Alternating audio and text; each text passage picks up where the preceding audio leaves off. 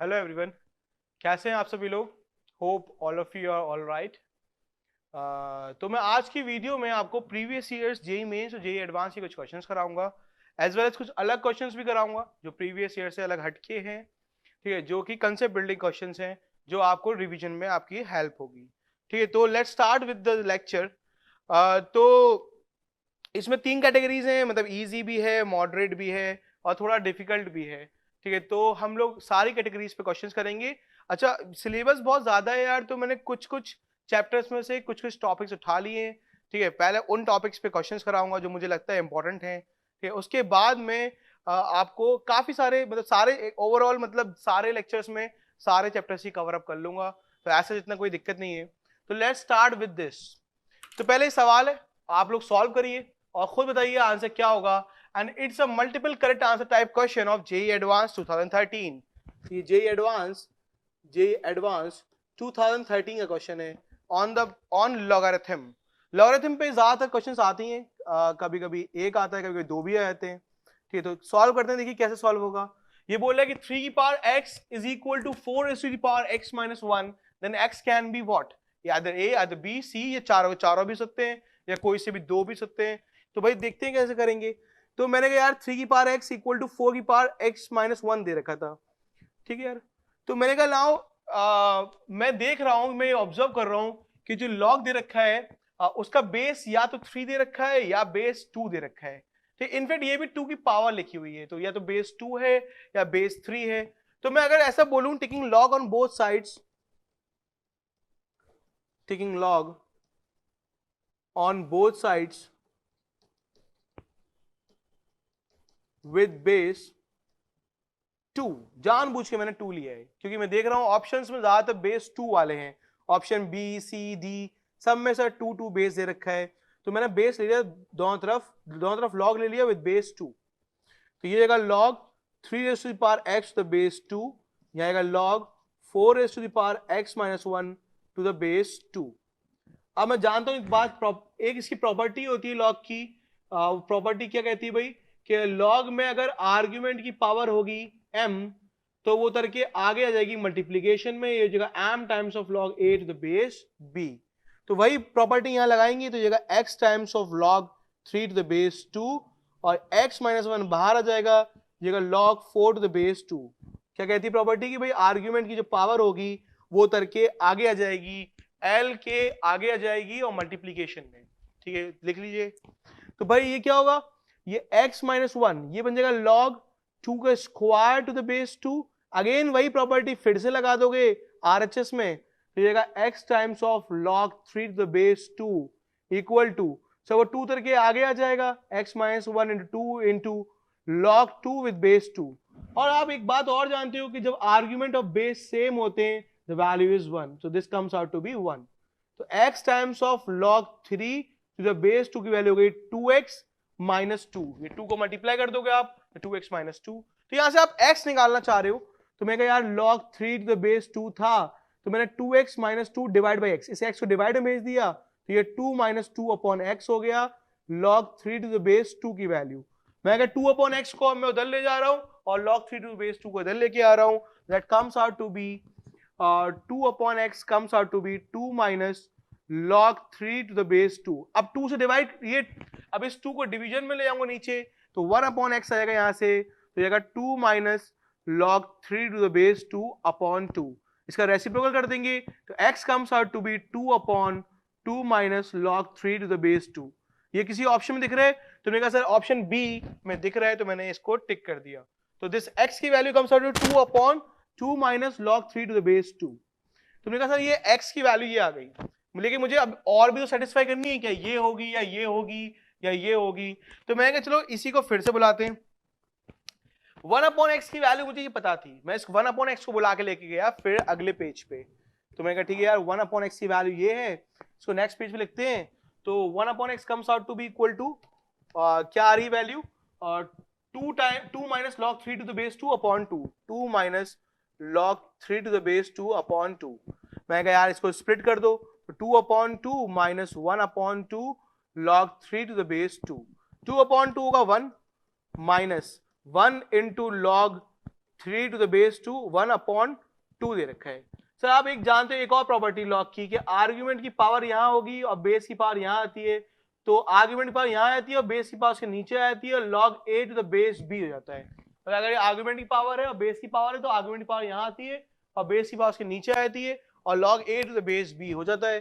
तो इसका वाई मतलब उल्टी बात क्या होगी, जब आपने LHS से RHS की तरफ सोचा है तो उल्टा भी सोचो। उल्टा क्या कह रहा है, m/n लिखा हो log a to the base b, तो ये जगह log a की पावर m अलग और b की पावर n अलग। Similarly 1/2 times of log 3 to the base 2 लिखा हो तो log 3 की पावर 1 अलग और 2 की पावर 2 कर लो, मतलब इसको यहां चढ़ा दो पावर में और 2 को बेस की पावर में लिख दो।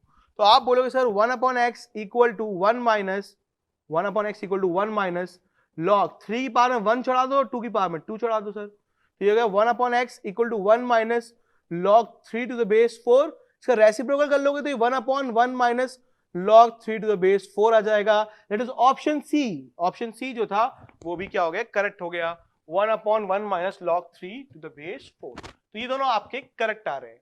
सर आप और ढूंढना चाहोगे क्या ये भी करेक्ट होगा या ये भी करेक्ट होगा, तो तुमने कहा सर ये ए और डी थोड़े सिमिलर से हैं, इसका बेस 2 है और इसका बेस 3 है। तो मैंने कहा यार चलो ठीक है, इनको ढूंढने से पहले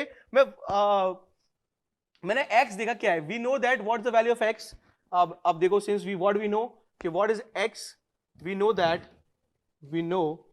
दैट x इज, आपने कहा सर x जो था वो था 2/2 minus log 3 to the base 2। ठीक है, अब आप एक कंसेप्ट समझा दो भाई कि आप इसको बेस कैसे चेंज करोगे। सर यहाँ तो बेस 2 है लेकिन जो ऑप्शन दे रखा है उसमें बेस 3 है, तुमने कहा सर ऑप्शन ये जो दे रखा है इसमें बेस 3 है। ठीक, तो मैंने कहा यार मैं बेस चेंजिंग थ्योरम आपको समझाना चाहता हूं।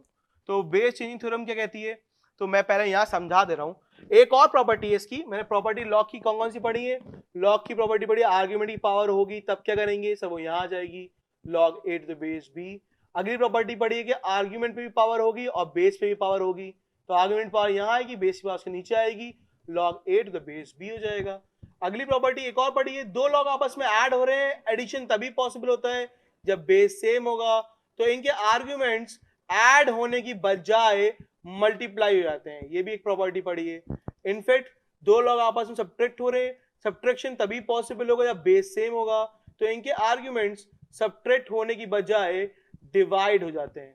तो ये प्रॉपर्टीज पढ़ी हैं। इनफैक्ट इसके अपार्ट फ्रॉम दीज प्रॉपर्टीज एक प्रॉपर्टी और है, that is the base changing theorem. Base changing theorem, अब भाई बेस चेंजिंग थ्योरम से क्या समझाना चाह रहे हो, सर बेस चेंजिंग थ्योरम की दो एप्लीकेशंस हैं। एक एप्लीकेशन 1 है फ्लिपिंग, ये फ्लिपिंग ही समझाना चाह रहे हो, फ्लिपिंग, और एप्लीकेशन 2 है it is used for multiplication and division of log, multiplication oblique division of logs of logarithm. Logarithm के मल्टीप्लिकेशन और डिवीजन में इसकी हेल्प लेते हैं हम बेस चेंजिंग थ्योरम की। ठीक है, और बेस चेंज करने में तो हेल्प लेते ही लेते हैं, नाम ही इसका बेस चेंजिंग थ्योरम है। लेकिन इसकी जो एप्लीकेशन 1 है फ्लिपिंग, ये मोस्ट इंपॉर्टेंट एप्लीकेशन है। तो मैं देखते हैं भाई बेस चेंजिंग थ्योरम है क्या। अगर मैं तुम्हें कमांड दूं convert the base of log a to the base b to base 10, base 10 में कन्वर्ट करने को बोल रहा हूं, तो तुम लिखोगे सर बेस चेंजिंग थ्योरम कहती है सवाल को ऐसे लिखो, अब ऊपर नीचे log लिख दो, ऊपर नीचे log लिख दो, नया वाला बेस 10 है, इस a को उठा के यहां चिपका दो, b को उठा के यहां रख दो सर, तो ये हो गया कन्वर्ट बेस। तुमने कहा सर हो गया।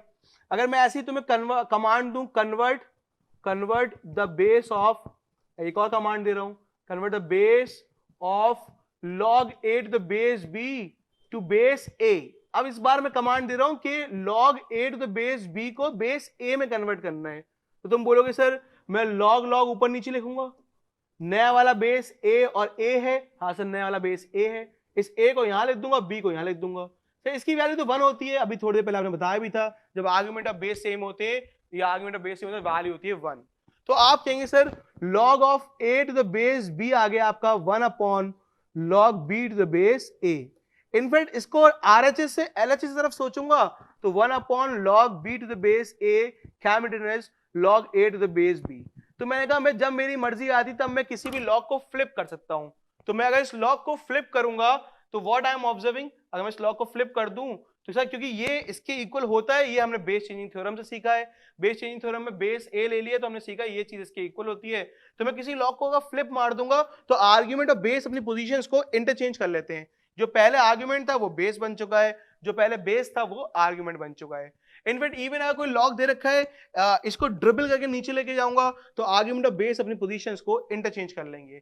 तो इससे मेरे को एक चीज समझ में आई, कल को कोई चीज दे रखी हो मेरे को 1/log 5 to the base 7, तो मैं इसको फ्लिप मार दूं, हाँ जब मर्जी आए फ्लिप मार दो, तो ये log 7 to the base 5 हो जाएगा।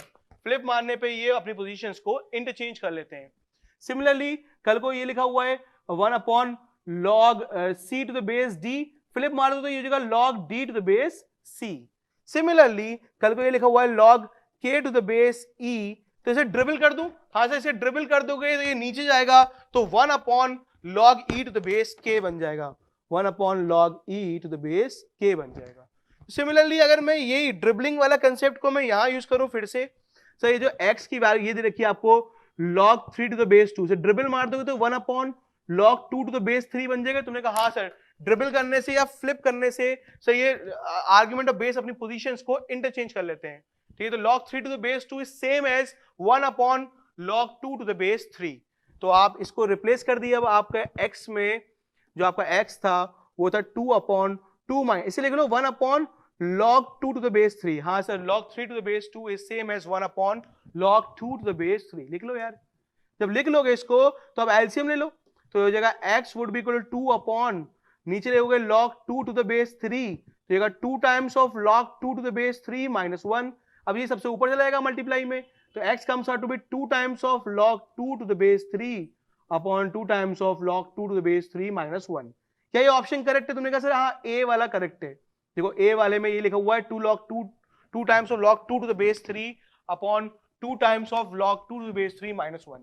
तो ए बी सी तीनों के तीनों करेक्ट आ रहे हैं, ठीक है। जब ये बेस 3 वाला है और यहाँ पे बेस 2 वाला, तो ये इनकरेक्ट होगा, तो डी इज द इनकरेक्ट। तो इस क्वेश्चन के तीन आंसर थे, मतलब तीनों, एक आंसर 3 फॉर्म में ले सकते थे आप, ए बी सी तीनों मतलब करेक्ट है, तो आप इसको टिक कर सकते हैं। तो आप जब भी ऐसे कोई क्वेश्चन इक्वेशन आएगी और यहाँ पे लॉग में ऑप्शन दे रखे हैं, एक्स की वैल्यू जाहिर सी मतलब लॉग में ही आएगी, taking log on both sides. जानबूझ के पहले मैंने बेस 2 लिया है क्योंकि मैं जानता था ज्यादातर बेस 2 या 2 की पावर्स दे रखी हैं, तो मैंने बेस 2 के करस्पॉन्डिंग ले लिया।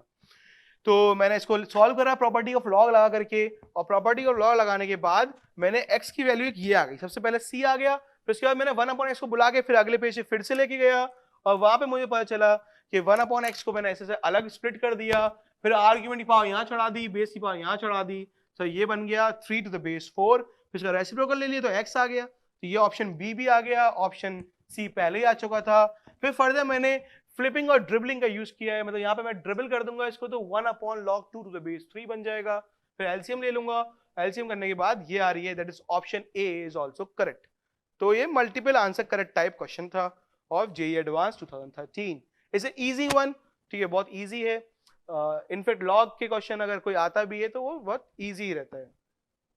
आगे बढ़ते हैं भाई, तो ये इजी टॉपिक पे क्वेश्चन था, ठीक है। अब आगे बढ़ते हैं, ठीक है। What's this?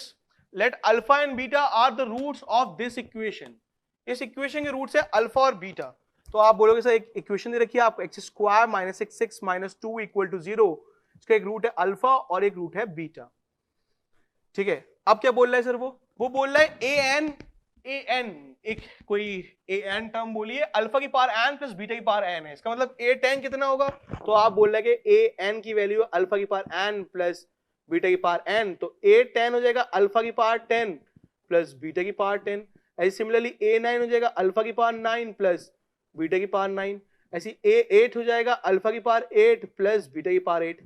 मैं यही क्यों ले रहा हूं? क्योंकि यहाँ पे मेरे को कुछ दे रखा है, मुझे पूछा है find the value of this, तो मैं ए 10 को क्या ले सकता हूं? अल्फा की पावर 10 प्लस बीटा की पावर 10, तो मैं इसको लिख लिया मैंने अल्फा की पावर 10 प्लस बीटा की power 10 minus 2 times of alpha की पावर 8 प्लस बीटा की power 8 divide by 2 times of alpha की पावर 9 प्लस बीटा की पावर 9।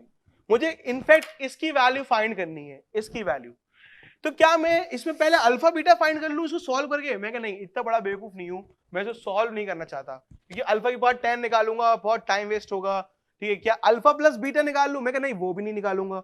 तो फिर क्या बोलोगे सर? एक फॉर एग्जाम्पल ये पॉलिनोमियल दे रखा है, is a quadratic polynomial x square minus 6x minus 2।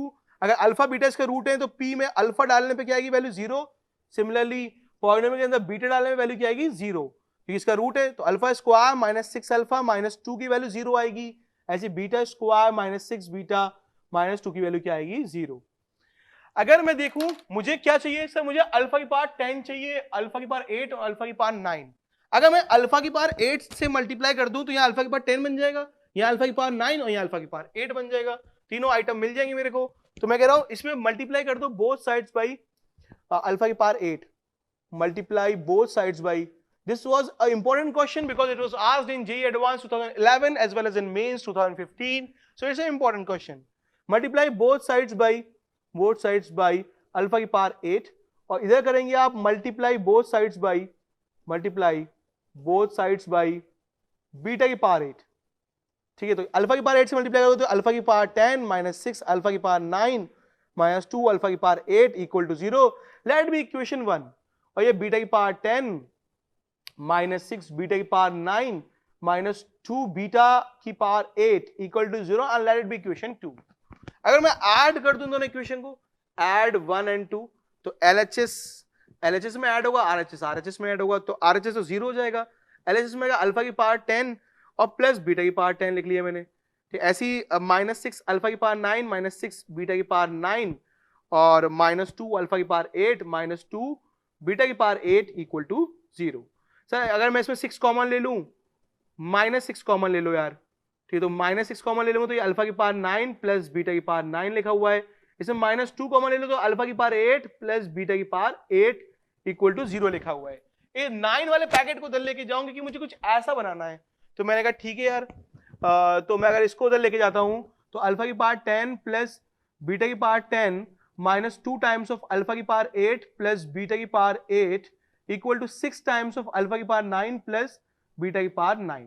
तो आप बोलेंगे सर अगर इसमें ये 3 टू सा लिखा हुआ है 6, तो 2 को अलग कर लो, 3 को अलग कर लो और 2 इंटू समथिंग को इसको नीचे ले जाओ, तो अल्फा की पावर 10 प्लस बीटा की power 10 minus 2 times of alpha की पावर 8 प्लस बीटा की पावर 8 इक्वल टू 3 को यहीं रहने दो और 2 टाइम्स ऑफ अल्फा की पावर 9 प्लस बीटा की पावर 9 को डिवीजन में ले जाओ।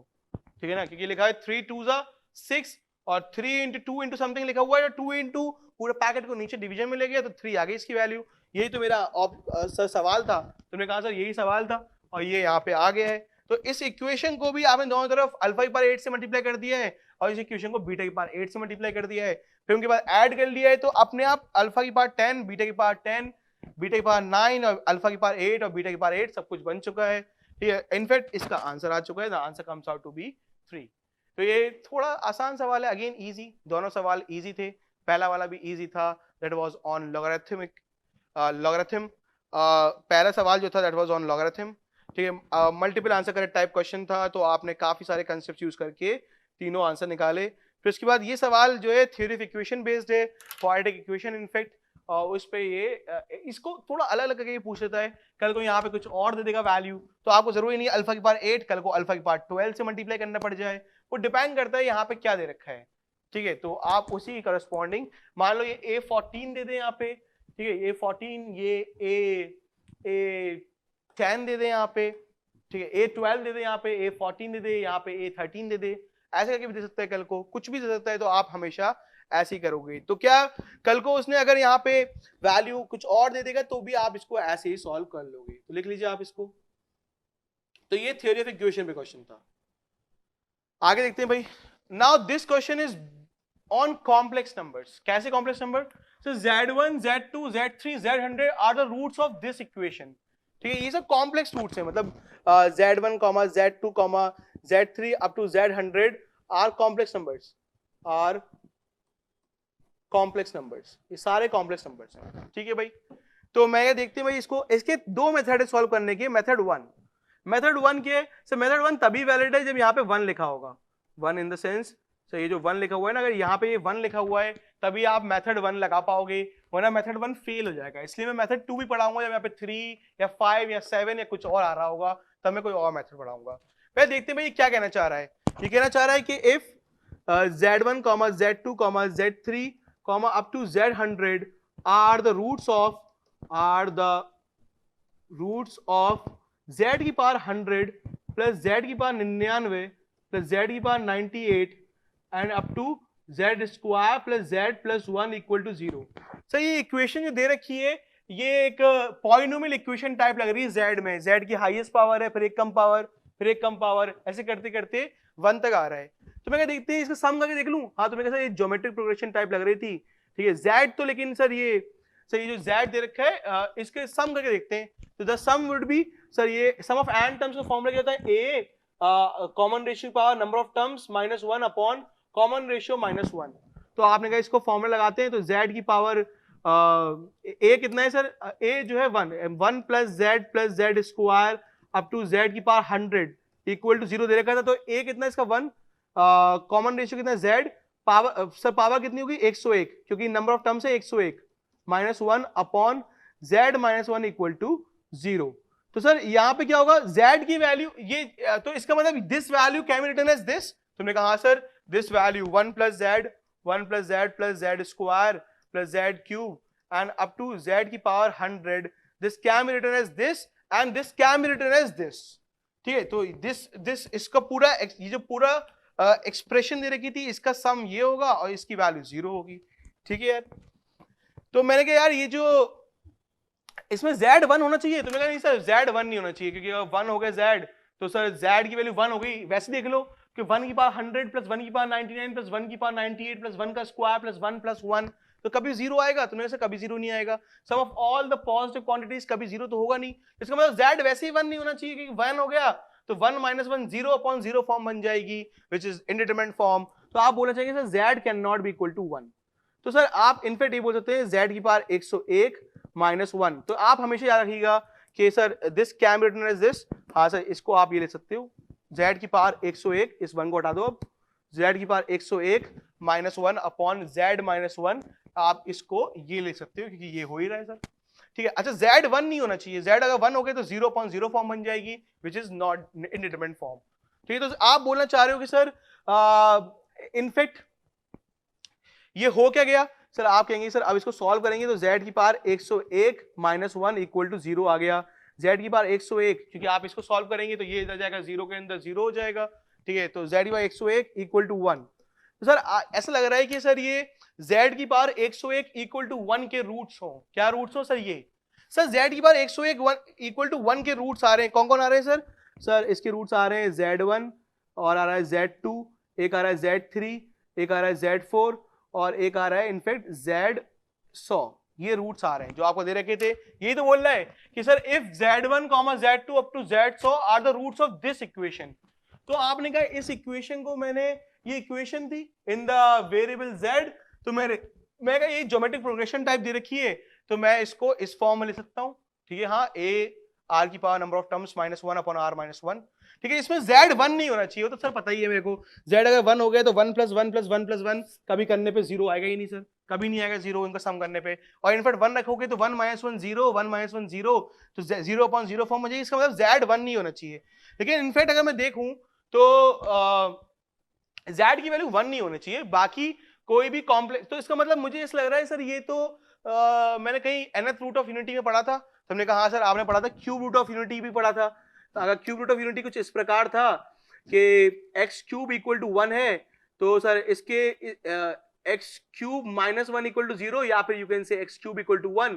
तो इसके 3 रूट आते थे 1 ओमेगा और ओमेगा स्क्वायर। तुमने कहा सर इसके रूट्स 1 ओमेगा और ओमेगा स्क्वायर आते थे, ये वाली बात मुझे पता है, ठीक है। तो ये क्या है क्यूब रूट्स ऑफ यूनिटी, ठीक है। तो आप कहेंगे सर z की पावर 101 इक्वल टू 1 के कितने रूट्स होंगे सर, 101 रूट्स होंगे। z की पावर 101 इक्वल टू 1 के रूट्स होंगे, एक तो 1 होगा, एक z1 होगा, एक z2 होगा, ठीक है। आप ये जानते हैं इसके रूट्स होंगे 1 z1 z2 up to z100, ठीक है। तो इसके रूट्स होंगे 1 z1 z2 z3 z4 z5 up to z100, ठीक है। इतने रूट्स होंगे z99 z99 और z100, ठीक है। लेकिन इसमें z की वैल्यू 1 नहीं होगी, नहीं सर 1 नहीं होगी। 1 क्यों नहीं होगी भाई, 1 इसलिए नहीं होगी क्योंकि अगर आपने 1 ले ली तो सर ये वाली बात ट्रू नहीं हो पाएगी कभी भी, क्योंकि 1 ले ली तो यहाँ पे इंडिटरमिनेट फॉर्म आ जाएगी और यहाँ पे 1 ले ली तो ये सर कभी भी इनका सम 0 नहीं हो पाएगा। तो इसका मतलब z की वैल्यू 1 नहीं होगी। तो इसका मतलब वैसे तो इसके रूट्स होंगे 101 रूट्स आएंगे, 1 जो है रियल रूट आएगा, लेकिन हमारे जो यहाँ पे दे रखा है तो यहाँ पे आप इसमें 1 को छोड़ के बाकी सबके बारे में बात करेंगे। तो 1 वैसे अगर मैं देखूं तो nth रूट ऑफ यूनिटी जो होते हैं, nth रूट ऑफ यूनिटी के बारे में देखूं, z की पावर 101 इक्वल टू 1 के 101 रूट्स आते हैं। 100 तो कॉम्प्लेक्स रूट आएंगे और एक रियल रूट आएगा, एक रियल रूट और एक कॉम्प्लेक्स रूट। ठीक है भाई, तो मैं कहा एक रियल रूट आ गया, मतलब बस मैंने ये बोल दिया पहले कि ये z की वैल्यू 1 नहीं होनी चाहिए। ठीक है, 1 नहीं होनी चाहिए। ठीक है, तो मैं कहा ठीक है, इसका मतलब ये जो इसका रियल रूट है उसके बारे में बात नहीं कर रहा, सिर्फ कॉम्प्लेक्स रूट्स के बारे में बात कर रहा हूँ।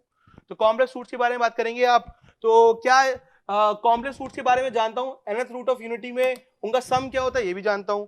तो मैं कुछ कॉम्प्लेक्स रूट्स के बारे में बता दूं। nth root of unity always lies on a circle of radius 1। nth root of unity lies on a circle of radius 1।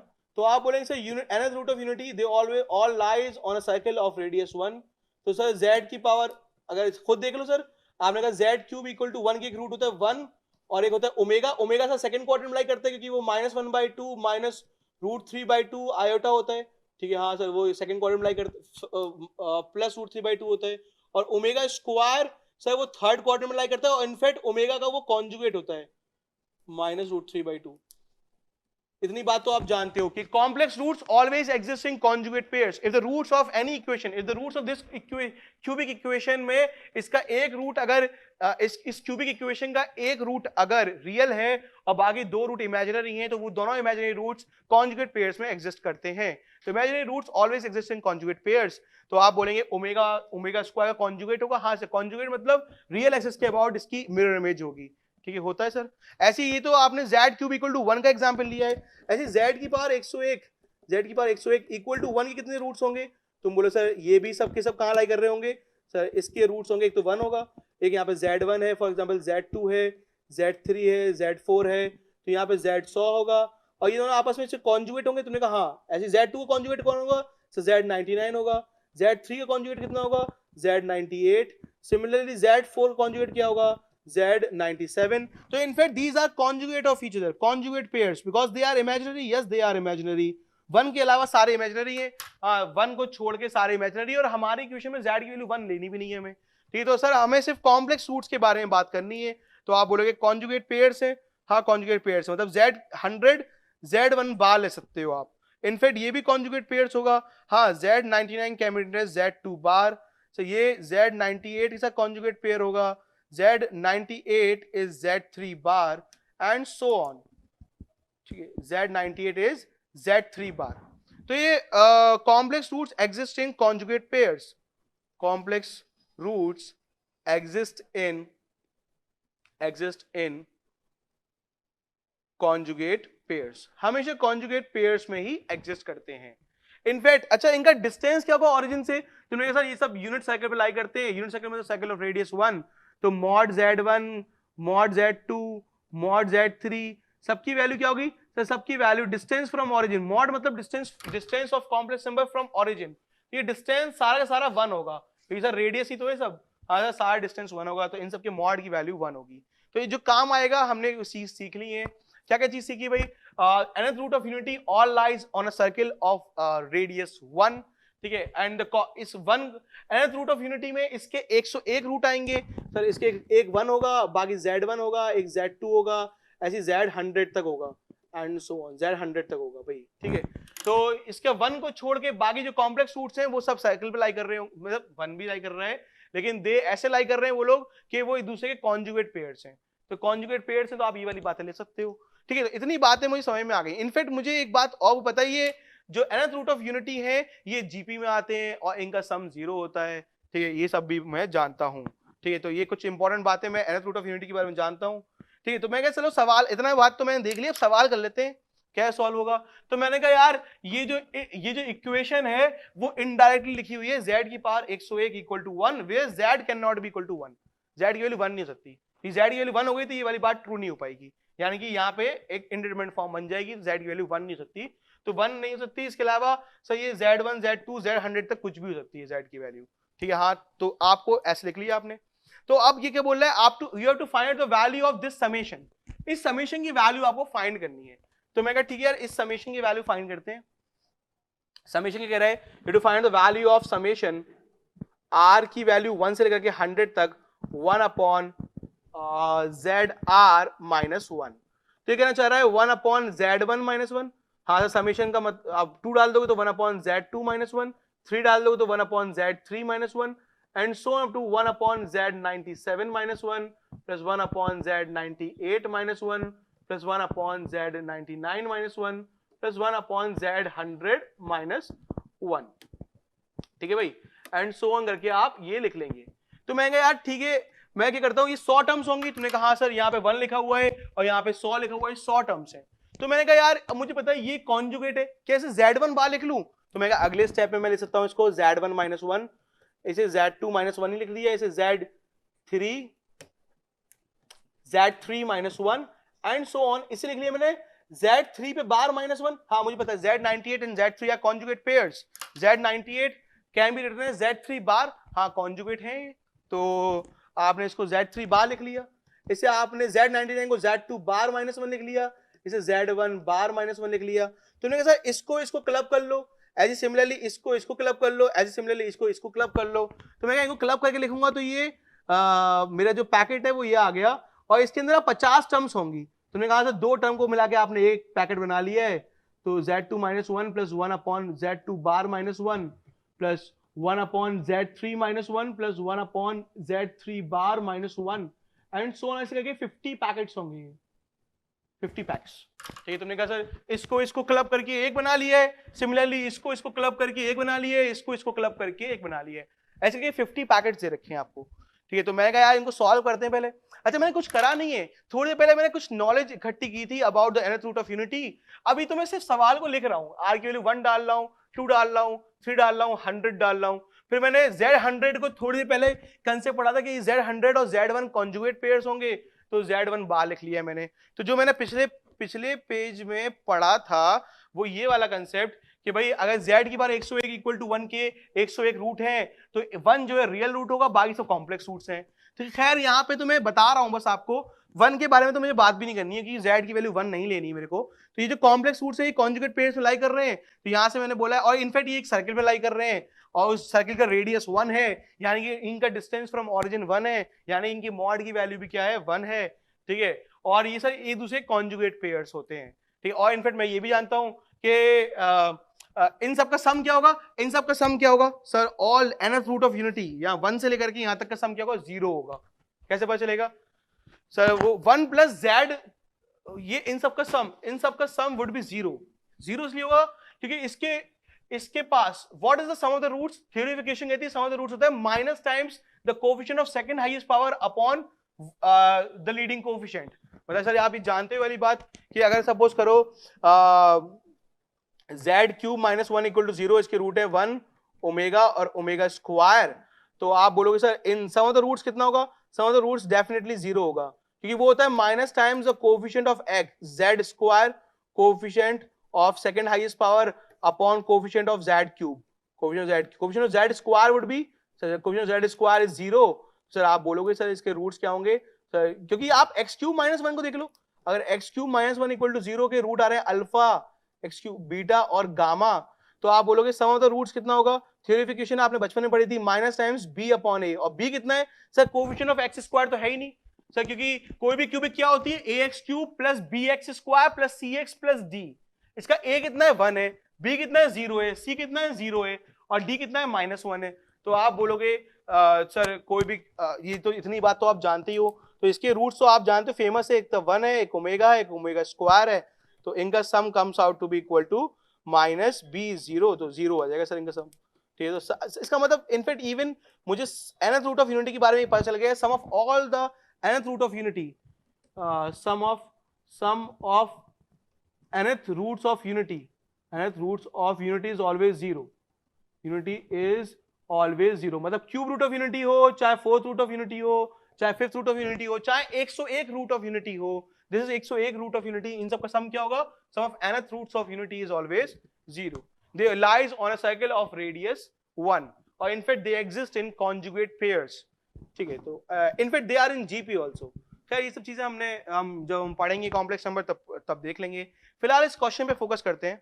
अगर मैं इसको सॉल्व करूं तो मैं इस पैकेट को सॉल्व कर रहा हूं, अगर मैं ये Z1 minus one, Z1 minus one, Z1 bar minus one, LCM ले लिया मैंने, यहां पे आएगा Z1 bar minus one plus Z1 minus one. Similarly ये हो जाएगा Z2 minus one, Z2 bar minus one, Z2 bar plus Z2 bar minus one plus Z2 minus one. Similarly ये भी ऐसे आएगा यार, Z3 minus one, Z3 bar minus one, Z3 bar minus one plus Z3 minus one, and up to 50 packs तक जा रहा है। ये 50 टर्म्स होंगी सर इसके अंदर। देखते ऊपर क्या आ रहा है sir, Z1 plus Z1 bar minus two आ रहा है ऊपर। नीचे क्या आएगा सर, नीचे आएगा Z1 इंटू Z1 क्या होता है सर, Z1 होता है मॉड Z बार क्या होता है, कोई कॉम्प्लेक्स नंबर उसके कॉन्जुगेट से मल्टीप्लाई कर देंगे आप तो मॉड Z का होल स्क्वायर होता है।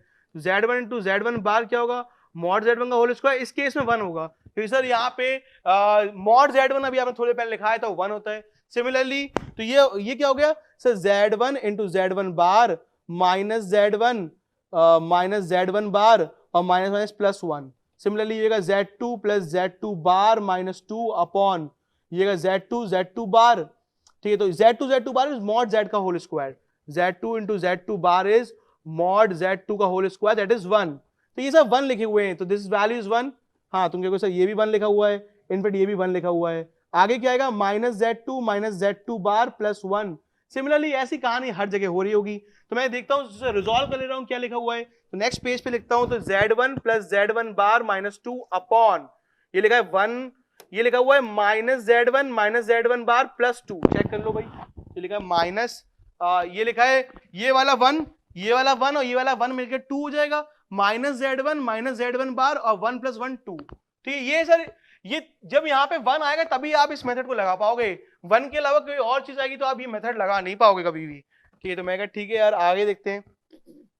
नीचे आ रहा है सो ऊपर आ रहा है Z2 plus Z2 bar minus 2 upon, सो ये आ रहा है माइनस Z2 बार और प्लस 2।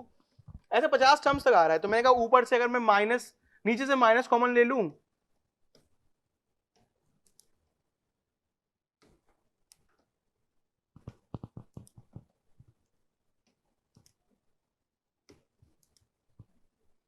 तो ये लिखा है Z1 plus Z1 bar minus 2। तुमने कहा ऐसी Z2 plus Z2 bar minus 2 था, नीचे से माइनस कॉमन ले लूं तो लिखा है Z2 plus Z2 bar minus 2 and so on. तो आपने कहा ये कट जाएगा, ये कट जाएगा, तो ये -1 प्लस -1, ठीक है, तो -1 और कितनी टर्म्स होंगी सर, 50 पैकेट्स हैं, 50 बार -1 को ऐड करो या -50 वुड बी द आंसर। तो इस क्वेश्चन का answer comes out to be equal to -50। ये -50 इसका आंसर आ गया। ठीक है भाई, तो आपने बोला कि सर ये इक्वेशन जो थी ये इनडायरेक्टली क्या लिखी हुई है, तो ये जो इक्वेशन है आपने इसको ज्योमेट्रिक प्रोग्रेशन से लिखा, ये इसके इक्वल है। अच्छा इसकी वैल्यू अगर 0 है, ठीक है, इसकी वैल्यू 0 है तो Z 1 नहीं होना चाहिए, 1 हो गया तो इसे 0/0 फॉर्म बन जाएगी, that is not indeterminate form है। तो तुमने कहा सर Z की बार 101 इक्वल टू 1 के, Z इक्वल टू 1 को छोड़ के बाकी सारे कॉम्प्लेक्स रूट्स के बारे में मुझे बात करनी है। ठीक, तो मैंने अगले पेज पे कॉम्प्लेक्स रूट्स ले लिए।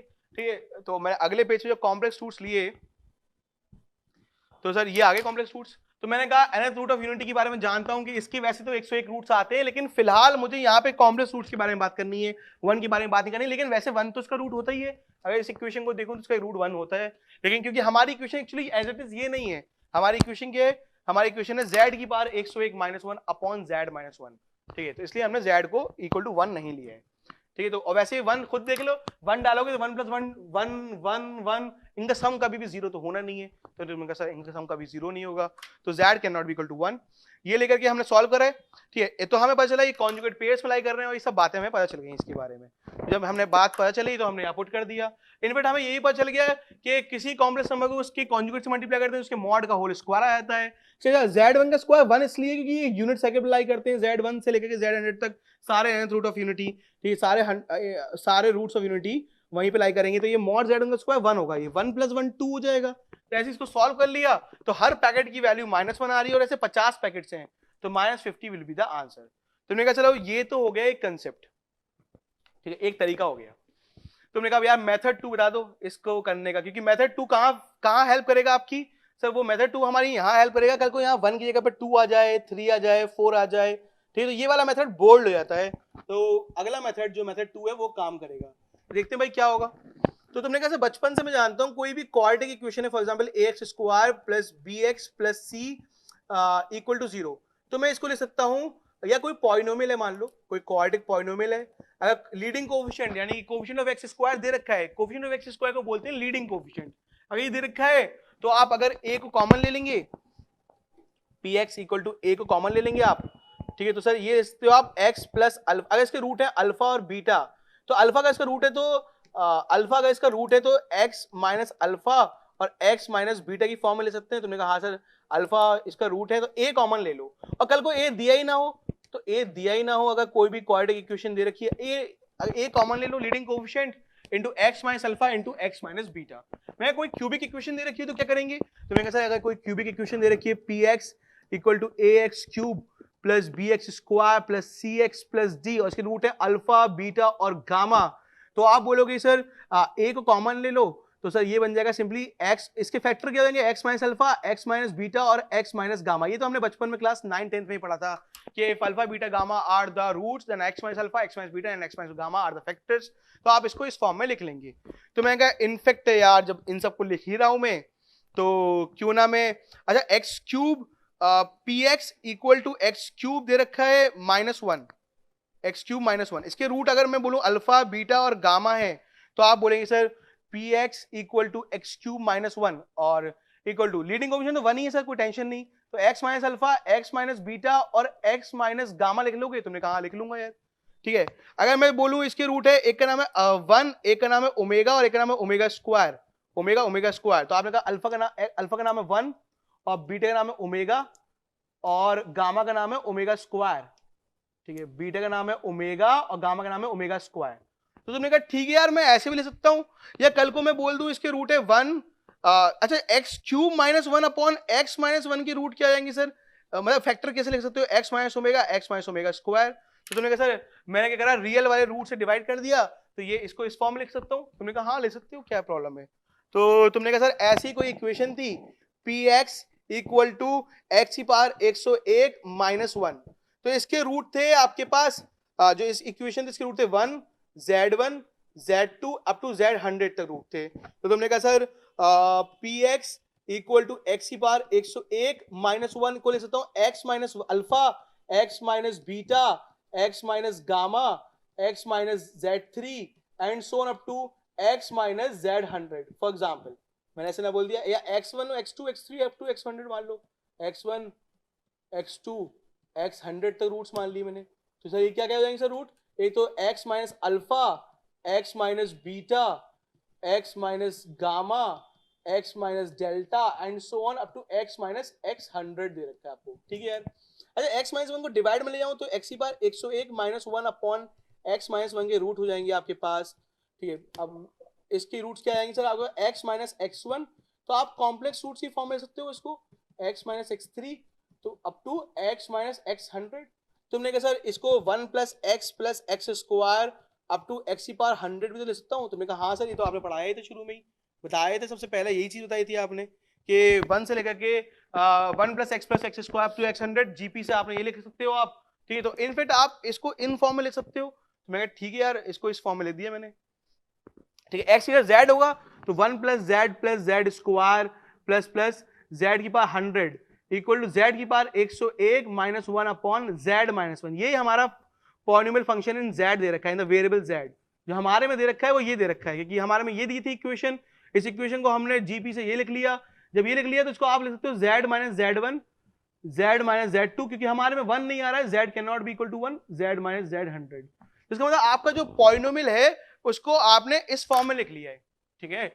आपने पॉलिनोमियल को ये फॉर्म दे रखी थी, आपने इस फॉर्म में लिखा, थोड़ी देर पहले जब आपको जीपी इसको इक्वल टू जीरो, हाँ सर इक्वल टू 0 की फॉर्म दे रखी है आपको, खैर तो मैंने कहा ये एक इक्वेशन दे रखी थी, मैंने इसको पॉलिनोमियल की फॉर्म में लिख लिया, तो z minus z1 z minus z2, तुमने कहा सर इनको रूट कैसे लिख लिया, और z माइनस 1 वाले रूट को आपने नीचे ले गए हो, हाँ सर ये z माइनस 1 आया होगा एक, तो इसके रूट्स तो आएंगे 101, तो z माइनस 1 को आप नीचे लेके, तो इसको this can be written as this can be written as this, इसका मुझे काम है। ठीक है, तो मैं कहा ठीक है यार, मुझे मेथड 2 करना है, तो मैं हमेशा इसको इसी फॉर्म में लिख लूंगा। मेथड 2 क्या कहता है?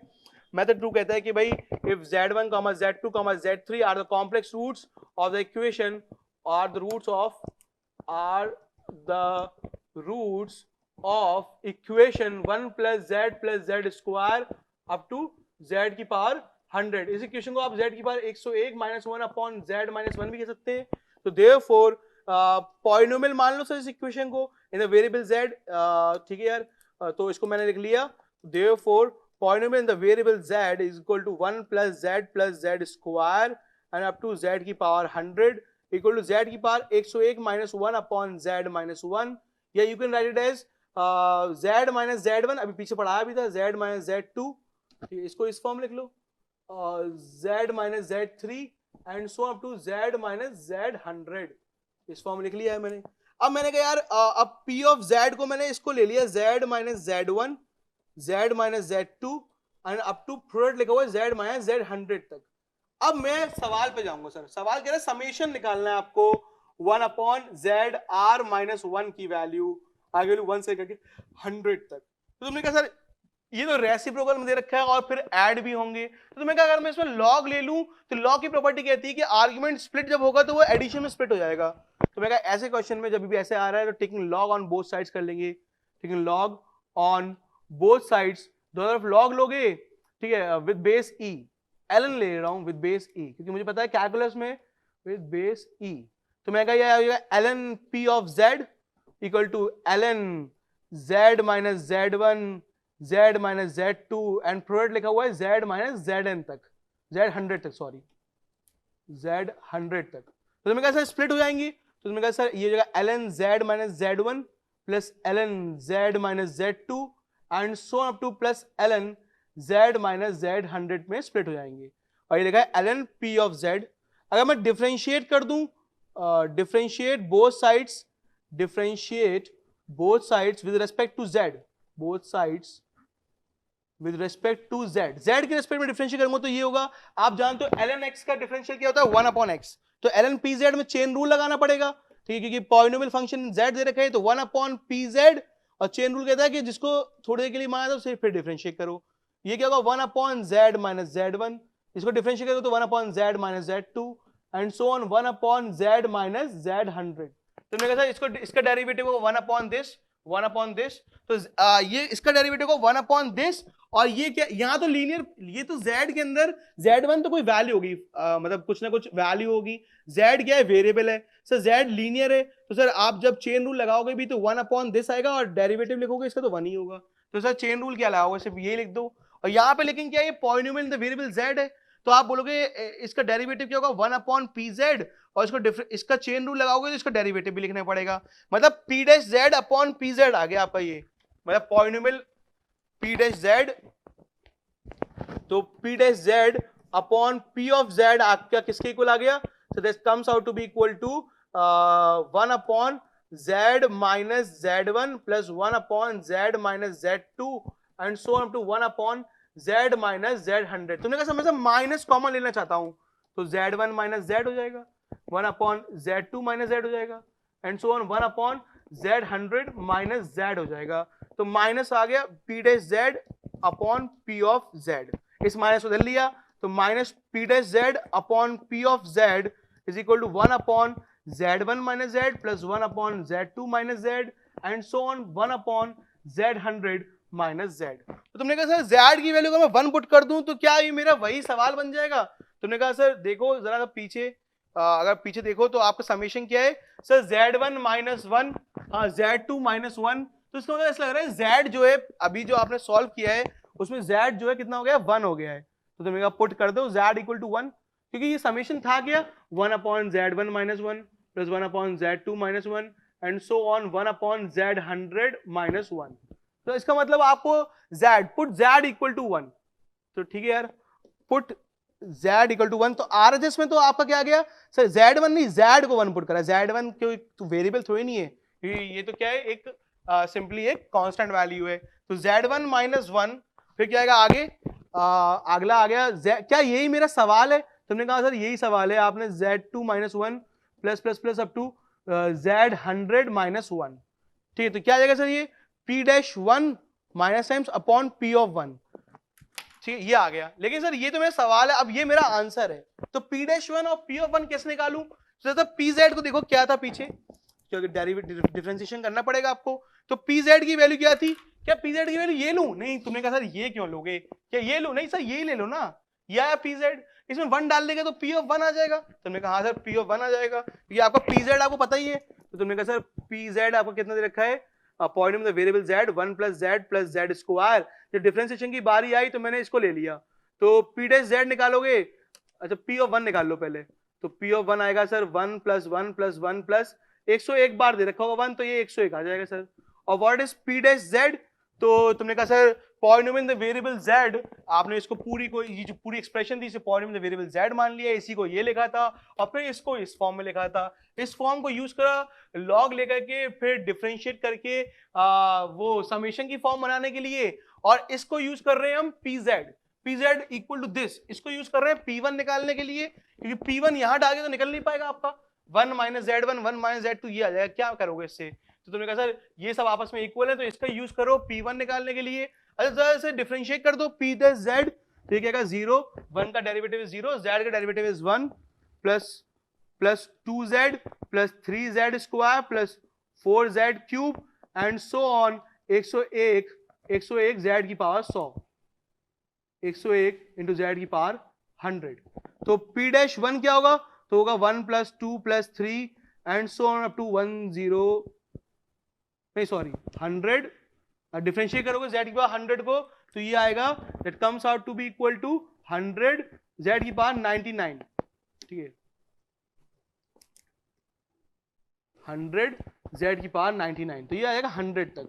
सर फर्स्ट 100 नेचुरल नंबर होता है n इंटू n प्लस 1/2, तो आपने कहा सर मुझे PZ तो पता ही था, तो मैंने P1 भी निकाल लिया, इनफैक्ट डिफरेंशिएट करके P'1 भी निकाल लिया, दोनों आ गया, ये मेरे को पुट करना है सर। तो क्या आ रहा है सर, सॉरी, तो ये वैल्यू क्या आ रही है सर, आपने कहा ये आ रही है वैल्यू 100 इंटू 101 डिवाइड बाई 2, और P ऑफ 1 की वैल्यू क्या आ रही है 101, ये भी वैल्यू पता है मेरे को, और ये भी मैंने निकाल ली पीछे से, 101 से 101 कट गया, तो answer come out to be equal to -50, तो -50 ही तो आना था, हाँ सर -100/2 -50 आ रहा है सर। ये फिर आपने इतना लेंथी सा मेथड लग रहा है मेरे को, कराया है क्यों है? तुमने कहा सर पहला वाला मेथड बोल्ड हो जाएगा, कब बोल्ड होगा सर, जब यहाँ पे 1 की जगह 3 आ गया, लेकिन ये मेथड कभी बोल्ड नहीं होगा, क्यों भाई? तो आपने कहा सर यहाँ पे आप यहाँ पे सॉल्व कर चुके हो, यहाँ तक आ चुके हो, अगर मैं Z को 3 पुट कर दूंगा यहाँ पे, P'3 अपॉन P3 की वैल्यू निकाल लूंगा, तो ये मेरे पास क्या आ जाएगा Z1 minus 3, Z2 minus 3, Z100 minus 3, ठीक है। तो कल को अगर मेथड 1 से करूंगा तो सॉल्व नहीं हो पाएगा, ठीक है, तो मेथड 2 आपको आना चाहिए, तो डिफरेंशिएट कर देते हैं इसमें, तो आप इसकी वैल्यू निकाल सकते हैं, लिख लीजिए इसको।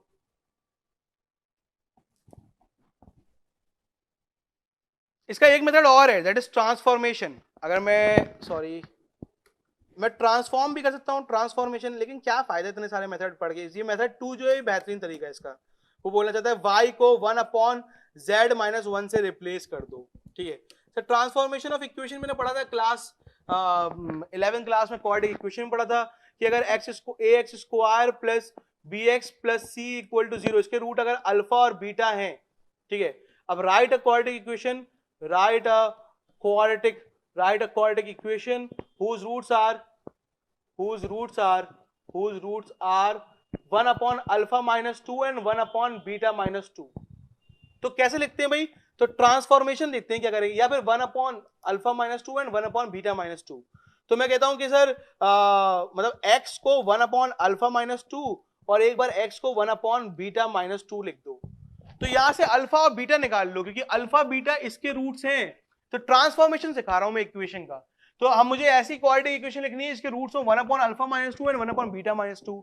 तो मैं बोलूंगा x को 1 upon alpha minus 2 और x को 1 upon beta minus 2, cross multiply करूंगा, alpha minus 2 equal to 1 upon x, यहां से अल्फा आएगा 1 upon x प्लस 2, और यहां से बीटा क्या जाएगा वही 1 upon x प्लस 2, यानी कि अल्फा की वैल्यू आएगी 2x प्लस 1 upon x, ऐसी बीटा आ जाएगा 2x प्लस 1 upon x। तो अब जो अल्फा बीटा आ ही गए, तो आप इसमें x को रिप्लेस कर देंगे, replace x by replace replace x by 2x plus 1 upon x to obtain that quadratic equation, तो ये क्या है? ट्रांसफॉर्मेशन ऑफ रूट्स है, ट्रांसफॉर्मेशन ऑफ रूट्स, ठीक है, ट्रांसफॉर्मेशन ऑफ रूट्स है to obtain that quadratic equation whose roots are 1 upon alpha minus 2 and 1 upon beta minus 2, ठीक है भाई, ठीक है। अगर ये कोई क्वाड्रेटिक इक्वेशन है, इसके रूट्स है अल्फा बीटा, अब right a quadratic equation whose roots are 1 upon alpha minus 2 and 1 upon beta minus 2, तो आप x को 1 upon alpha minus 2 पुट कर देंगे, x को 1 upon beta minus 2 cross multiply करेंगे, तो यहाँ से अल्फा आ जाएगा, बीटा आ जाएगा, ठीक है। जब अल्फा बीटा आ गए तो जो अल्फा बीटा की वैल्यू आ रही है उसी को इस इक्वेशन में x, क्योंकि अल्फा बीटा रूट्स इसके थे, तो आपने कहा कि सर जो इसके रूट्स हैं अल्फा बीटा है, तो आप ये इस इक्वेशन में x को, जहां x लिखा था उसको रिप्लेस कर दो किससे? 2x plus 1 upon x से, तो ऐसा रिप्लेस करोगे तो गारंटी है सर ऐसी इक्वेशन आ जाएगी अपने आप, ठीक है, जिसके रूट्स होंगे 1 upon alpha minus 2 and 1 upon beta minus 2, तो रिप्लेसमेंट करूंगा तो ये हो जाएगा a 2x plus 1 upon x का whole square plus b 2x plus 1 upon x plus c equal to 0। इसे फर्दर सॉल्व कर लेंगे सर, ठीक है। तो यही ट्रांसफॉर्मेशन कंसेप्ट अगर मैं इसमें लगा दूं तो यहाँ पे ट्रांसफॉर्मेशन आप ऐसे भी कर सकते हो, ट्रांसफॉर्मेशन वाला कंसेप्ट से भी आप सॉल्व कर सकते हो इस सवाल को, that would be the method 3, ये जो है मेथड 3 होगा, ठीक है। तो क्या पुट कर देंगे? y equal to 1 upon z minus क्या था, z माइनस 1, ठीक है। तो क्योंकि z1 z2 z3 ये सब रूट्स थे इसके, तो y इक्वल टू समथिंग रख देंगे आप इसको, तो यहां से सॉल्व कर सकते हैं। खैर आप ये छोड़िए इसको ट्रांसफॉर्मेशन वाले मेथड को, ये तो बस मैं ऐसे बता दिया है, ये तो ट्रांसफॉर्मेशन मेथड छोड़िए, बस आप सिर्फ सेकंड मेथड समझ लीजिए, उसी करस्पॉन्डिंग इसको सॉल्व कर लीजिएगा, ठीक है भाई। तो ये हमने आज, ये थोड़ा डिफिकल्ट क्वेश्चन था, ठीक है, तो हमने ये ट्रांसफॉर्मेशन वाला मेथड बाद में सिखा देंगे कभी, और भी बहुत तरीके के मेथड है, इसको सॉल्व करने के 3-4 मेथड है, ठीक है। तो इसमें क्या है, ये सबसे अच्छा तरीका है, इसमें आप, इसका ब्यूटी ये है कि आप यहाँ पे 1 के अलावा 3, 4, 5 कुछ भी आएगा तो आप सॉल्व कर लेंगे, ठीक है। आगे बढ़ते हैं भाई अगले सवाल पे। अगले सवाल क्या है? द कोफिशिएंट ऑफ x की power 1274 in the expansion of this. तुमने कहा इस सवाल को करने से, बहुत अच्छा आसान सा सवाल है, ठीक है। ऑप्शन ये दे रखे हैं आपको, 1275 माइनस 1275 और समेशन i की वैल्यू 1 से लेकर, ये लिखा हुआ है 1 का स्क्वायर, समेशन की वैल्यू तो पता ही है तुम्हें, पहले i की वैल्यू 1 डालोगे, फिर i की वैल्यू 2 डालोगे, फिर 3 डालोगे, कहां तक? 50 तक। मतलब ये ऑप्शन लिखा हुआ है आपका 1 का स्क्वायर प्लस 2 का स्क्वायर अप टू 50 का स्क्वायर तक, और सम ऑफ 1 का स्क्वायर प्लस 2 का square up to n square होता क्या है? n into n plus 1 into 2n plus 1 upon 6 होता है। तो 1 से लेकर के 50 तक का स्क्वायर क्या होगा? वो होगा 50 इंटू 51 इंटू 101 अपॉन 6 हो जाएगा, ठीक है भाई, ठीक है। सिमिलरली ये क्या लिखा हुआ है? ये माइनस टाइम्स लिखा हुआ है इसका, ये लिखा हुआ है minus times of 50 into 51 into 101 upon 6, ठीक है भाई। तो ये जो ऑप्शंस है ये दे रखे हैं, तो ये एक n plus 1 2n plus 1 by 6 है, ये उसका नेगेटिव टाइम्स है, ठीक है, और एक ऑप्शन माइनस 1275 और एक 1275 है। ये ऑप्शंस बता रहा हूं मैं क्या लेके आना चाह रहे हैं, ठीक है। अब सवाल देखते हैं भाई क्या कहना चाह रहा है। सवाल करने से पहले मुझे बातें पता रहनी चाहिए कि 1 से लेकर के फर्स्ट 100 कॉन्जिक्यूटिव नेचुरल नंबर का सम क्या होता है।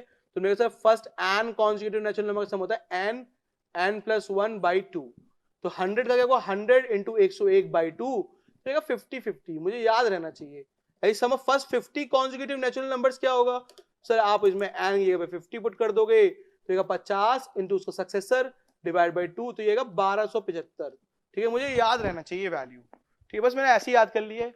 खैर एक तो ये वाली बात पता होनी चाहिए। सवाल करने से पहले मुझे एक बात और पता होनी चाहिए कि अगर मैं x प्लस a और x प्लस b को मल्टीप्लाई करना चाहता हूं, ठीक है, करो मल्टीप्लाई, ये x square plus a x plus b x plus a b. तो मैं क्या ऑब्जर्व कर रहा हूं? अगर मैं a plus b times of x लिखूं प्लस ए बी, तो मैं ये ऑब्जर्व कर रहा हूं कि ये इसमें दो लीनियर फैक्टर थे, तो जब दोनों लीनियर फैक्टर मल्टीप्लाई होंगे तो एक क्वाड्रेटिक इक्वेशन बनेगी, और क्वाड्रेटिक इक्वेशन में जो लीडिंग कोएफिशिएंट है वो तो 1 ही आ रहा है। हाँ सर, लीडिंग कोएफिशिएंट मतलब हाईएस्ट पावर कोएफिशिएंट, वो तो 1 ही आ रहा है, लेकिन सेकंड हाईएस्ट पावर कोएफिशिएंट क्या हो रहा है सर? सिंपली a और b का समेशन हो रहा है। तो मुझे सर हाँ वही हो रहा है, a और b का एडिशन हो रहा है। तो इनफैक्ट सेकंड हाईएस्ट पावर का जो कोएफिशिएंट होता है वो सिंपली इनका और इनका सम होता है। तो मैं कल को अगर ये रखा हो x plus a, x plus b, x plus c, x plus d और x प्लस ई। तो what is the coefficient of x की पावर 1 2 3 4 x की पावर 4। तुम बोलोगे सिंपली सर जब ये मल्टीप्लाई होंगी तो 1 2 3 4 5 लीनियर फैक्टर दे रखे, मल्टीप्लाई होगा तो x की power 5 will be the highest power और x की power 4 will be the second highest power, और सेकंड हाईएस्ट पावर कोएफिशिएंट क्या होगा, simply a plus b plus c plus d plus e होगा। मतलब ये जो इक्वेशन होगी होगी x की power 5 plus a plus b plus c plus d plus e times of x की पावर 4, और आगे की कोएफिशिएंट से मुझे कोई मतलब नहीं। तो मुझे ये पता होना चाहिए कि जो सेकंड हाईएस्ट पावर है, तो कोएफिशिएंट सिंपली इनका एडिशन होता है, e d c b और a इनका एडिशन होगा सिंपल। तो मैं ठीक है यार, तो इसको वैसे ही रिजॉल्व करके देखते हैं।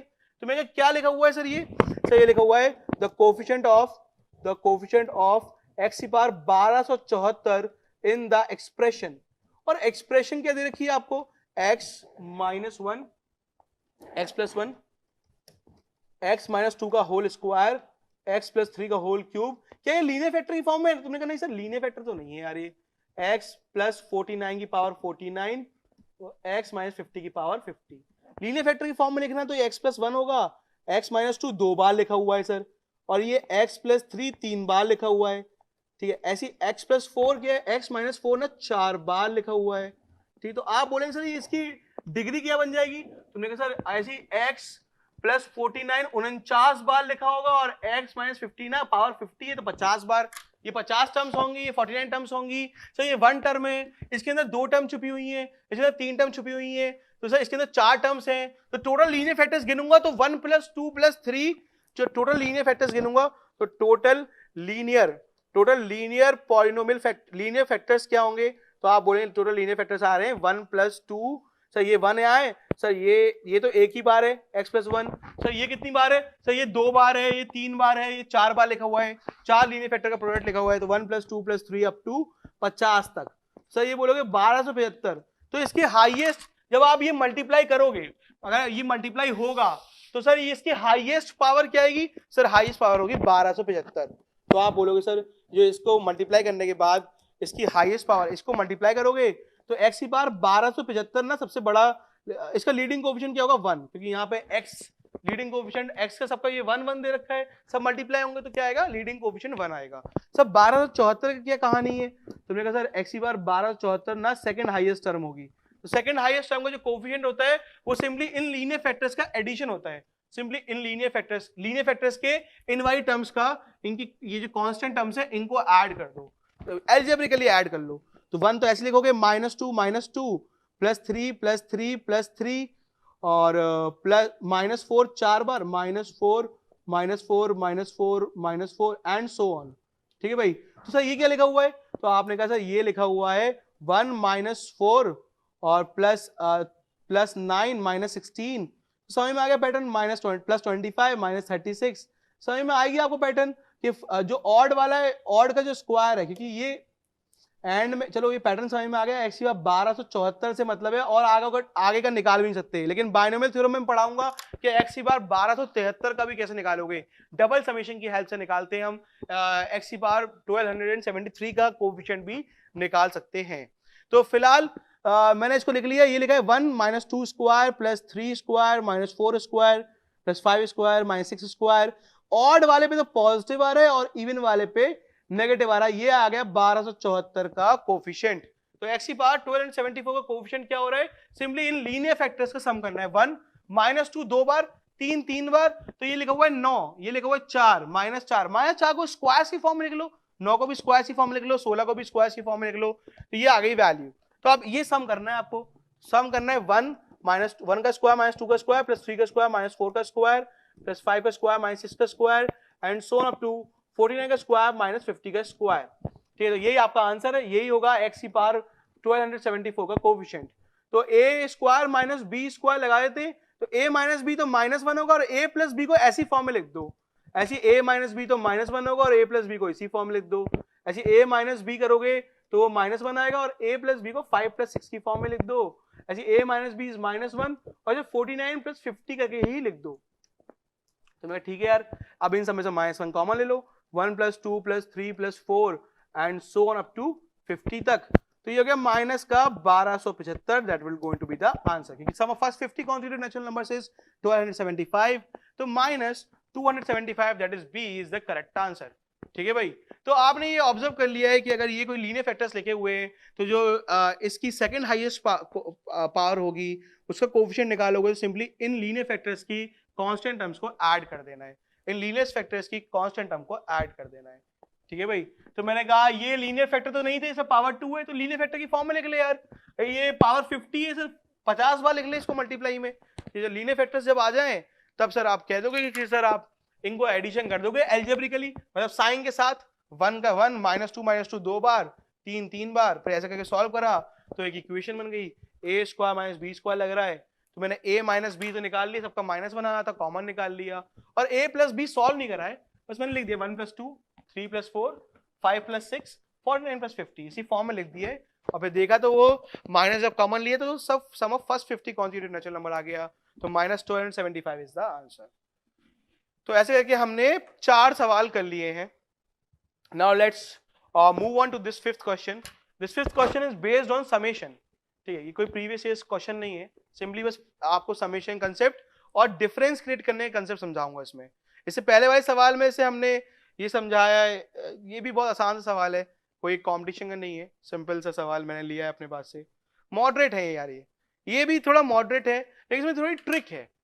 ट्रिक क्या होती है सर? पहली बात तो मुझे इनमें डिफरेंस क्रिएट करना होता है, समेशन में डिफरेंस। वीएन मेथड हम एक पढ़ा था हमने, उसी की बेसिस पे ये होगा, वी आर मेथड कह लो या वीएन मेथड कह लो। समेशन आर की वैल्यू 1 से लेकर के 10 तक 2r square minus r cube plus 2r minus 2 upon 2 की power r into r plus 1, ये लिखा हुआ है। तो मैंने कहा यार अगर मैं इस माइनस आर क्यूब को ये ले सकता हूं क्या, r cube minus 2r cube. तो सर आपको कैसे पता चला, आपने इसको ऐसे लिख दिया? मैं कहा लिख तो सकते हो, लेकिन ऐसा पता कैसे चलेगा कि यही लिखना है?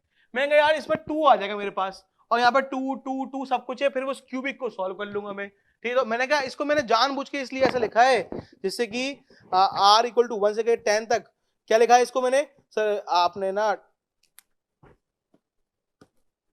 r क्यूब को लिखा है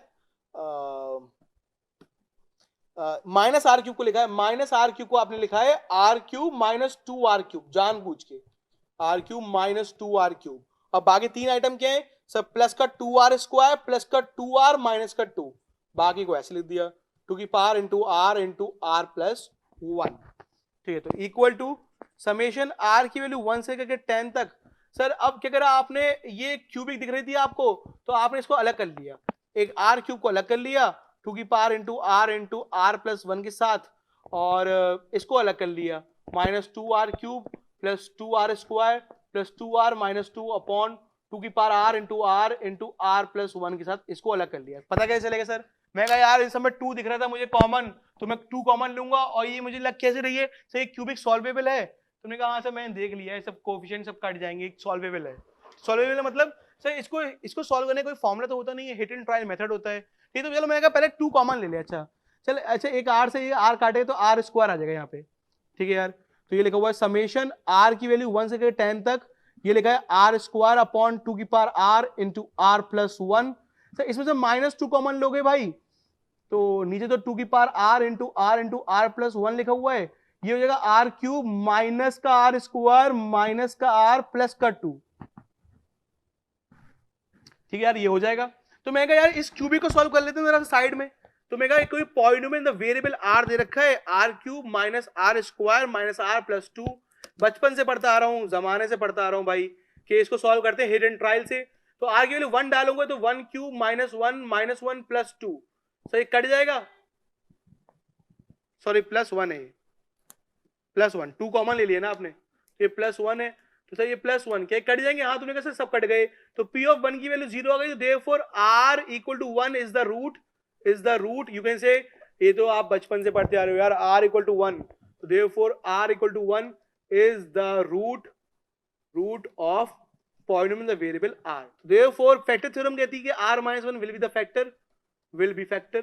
जब ये फैक्टर होगा तो आप r माइनस 1 से अगर डिवाइड कर देंगे पूरी इक्वेशन को, sorry r cube r cube minus r square minus r plus 1 से, तो आपके पास अलग फैक्टर्स भी आएंगे। आर स्क्वायर टाइम्स होगे तो r cube minus r square, positive negative cancel, minus r plus 1, minus 1 times होगे तो माइनस आर प्लस 1, ये भी पूरा कैंसिल। तो क्या गया सर फैक्टर, तो आपने कहा मैंने इसको फैक्टराइज कर लिया जानबूझ के, तो 1 से 10 तक ये हो गया आर स्क्वायर अपॉन 2 की power r into r plus 1 minus 2 times of, ये ऐसे फैक्टर आ गए, तो आर माइनस 1 आ गया और एक आ गया आर स्क्वायर माइनस 1 अपॉन 2 की power r into r plus 1।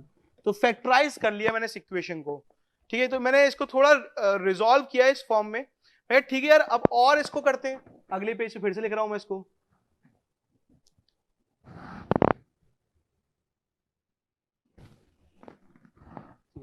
तो ये क्या लिखा हुआ है, समेशन आर की वैल्यू 1 से लेकर 10 तक, ये लिखा हुआ है भाई आर स्क्वायर अपॉन 2 की power r into r plus 1 minus 2 r minus 1, अच्छा आर माइनस 1 और आर प्लस 1 लिख लूं इसको, अपॉन 2 की power r into r plus 1, ठीक है यार, इस फॉर्म में लिख लिया मैंने इसको। तो ये क्या हो गया, समेशन आर की वैल्यू 1 से लेकर के 10 तक, this will be r square upon 2 की power r into r plus 1 minus r plus 1 से आर प्लस 1 कट गया, ये 2 आर माइनस 1 का होल स्क्वायर लिखा हुआ है, नीचे आ गया 2 की power r upon 2 into r, ये 2 को नीचे ले आया डिवाइड में। अब जब 2 को डिवाइड में नीचे ले आया तो ये बेस सेम है, पावर सब्ट्रैक्ट हो जाएंगी सर, तो 2 की पावर आर माइनस 1 बन जाएगा। व्हाट आई एम ऑब्जर्विंग, मैं ऑब्जर्व कर रहा हूं कि ये अगर कोई वी आर लिखा हुआ है तो ये लिखा हुआ है आपका वी आर माइनस 1, खुद देख लो यार सर, बिल्कुल एज इट इज कॉपी है, लेकिन बस आर की जगह पे आर माइनस 1 है। तो देखो यहाँ पे आर लिखा है तो यहाँ आर माइनस 1 लिखा हुआ है सर, यहाँ 2 की पावर में आर लिखा है तो यहाँ आर माइनस 1 लिखा हुआ है, और यहाँ आर माइनस 1 रखोगे तो सर ये जो यहाँ पे सक्सेसर लिखा हुआ है तो उसका यहाँ प्रेडिसेसर लिखा हुआ है, यही तो आप ऑब्जर्व कर रहे हो। तो मैं ठीक है यार, यही हम ऑब्जर्व कर रहे हैं, इसी को वी आर मेथड बोलते हैं या वी एन मेथड बोल सकते हो आप। तो आप बोलोगे सर इसको सब, ये सर अब मैं इसको पूरा फॉर्म में नहीं लिखना चाह रहा हूँ, बस मैं इतना लिखूंगा 1 से 10 तक, इसे लिखूंगा वी आर, इसे लिखूंगा वी आर माइनस 1।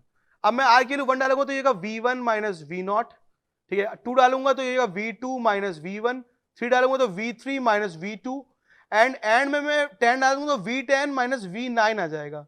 इसको ऐड कर लिया मैंने सर, ये देखो एलएचएस से आरएचएस गया, एलएचएस से गया, ये उल्टे हाथ से सीधे वाला गया सर। अब ये V3 आप दोबारा लिखते तो है नहीं, तो आपने पैटर्न ऑब्जर्व कर लिया है कि यहाँ से ये जा रहा है, ये पॉजिटिव V1 नेगेटिव V1 गया, पॉजिटिव V2 नेगेटिव V2 गया, पॉजिटिव V3 नेगेटिव V3 से गया होगा, लेकिन मैं कहां तक लिखता रहूं यार, तो मैंने V3 को V9 से उड़ा दिया सर ऐसे करके। तो इस साइड के बचा उल्टे हाथ पे V10 बचा और सीधे पे V0 बचा। तो मैं कहा VR मैंने किसको माना था, थोड़ी पहले आर स्क्वायर अपॉन 2 की power r into r plus 1 को माना था, तो V0 डालूंगा तो 0 ही आना है। हाँ सर, आर की जगह 0 डालोगे तो 0 ही आएगा, न्यूमेटर 0 हो जाएगा। V10 डालोगे तो ये 10 का स्क्वायर अपॉन 2 की पावर 10 इंटू 10 प्लस 1 11, नीचे तो आ जाएगा 11। तो आप बोलोगे सर ऊपर लिखा है 100 अपॉन 1024 और ये लिखा है 11, 4 से काट दोगे 25, 4 से काट दोगे 256, तो ये 25 अपॉन 2816। V10 ही आपका आंसर है। तुमने कहा सर जो एंड में बचा क्या, बचा था तो V10 माइनस V0, V0 0 था, तो जो V10 है वही आपका आंसर है। V10 मतलब यहां से निकाल लो V10, 10 डाल के, तो that comes 25 upon 2816, 25 upon 2816 will be the answer.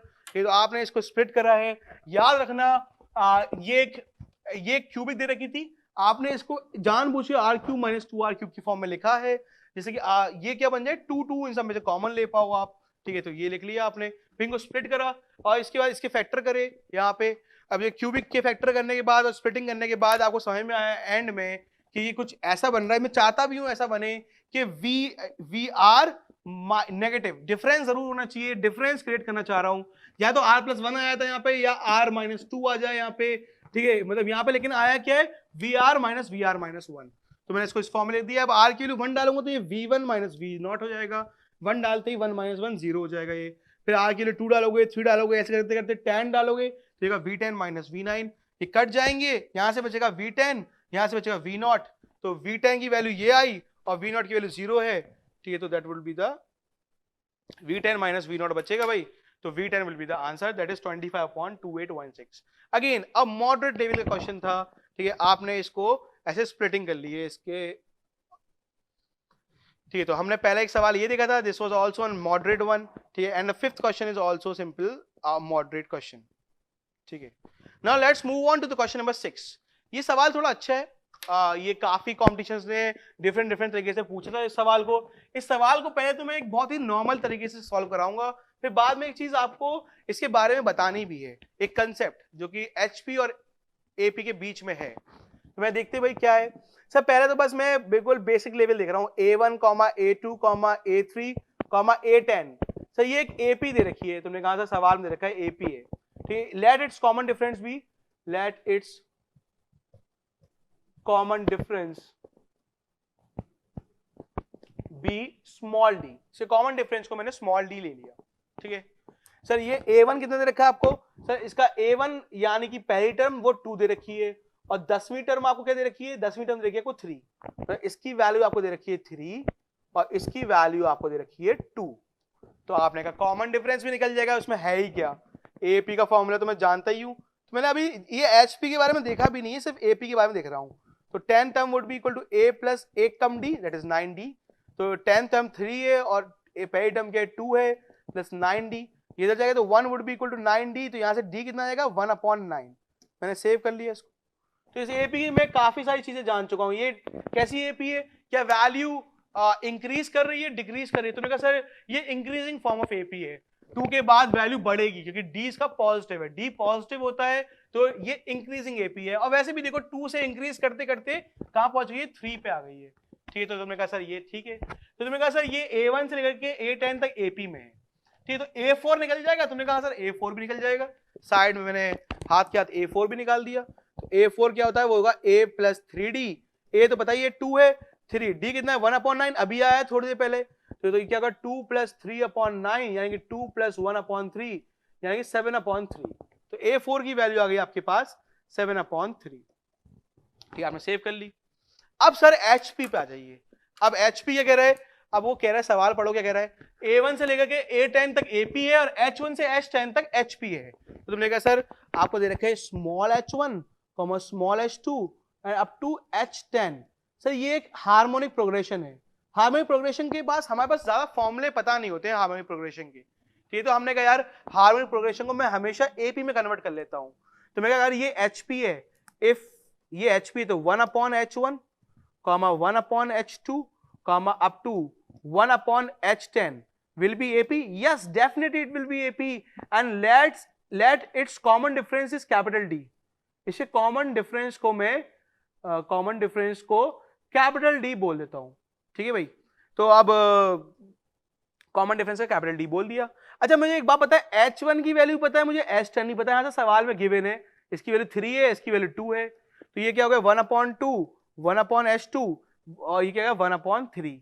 Sir ये AP होगी, हाँ AP होगी। उससे पहले वाली AP कैसी आ रही है, increasing form of AP। Increasing मतलब सर 2 से वैल्यू बढ़ के 3 हो गई है। ये कैसी आएगी सर, ये डिक्रीजिंग AP आएगी। इसका कॉमन डिफरेंस पॉजिटिव आएगा नेगेटिव आएगा, गारंटी है नेगेटिव आएगा। सर कैसे नेगेटिव आएगा, सर एक 1/2 बड़ी वैल्यू है, घट घट के वैल्यू 1/3 पे पहुंच गई है, ठीक है। तुमने कहा सर ये H1 को तो मैंने भगा दिया, अब H1 की वैल्यू 2 थी, H10 की वैल्यू 3 थी। इस हार्मोनिक प्रोग्रेशन को मैंने रिवर्स करके अब AP में बना लिया सवाल को। मैं कहा ठीक है ये AP बन गई, ये AP बन गई, तो H1 की वैल्यू 2 डाल दी और H10 की वैल्यू 3 डाल दी, तो दिस इज एन AP।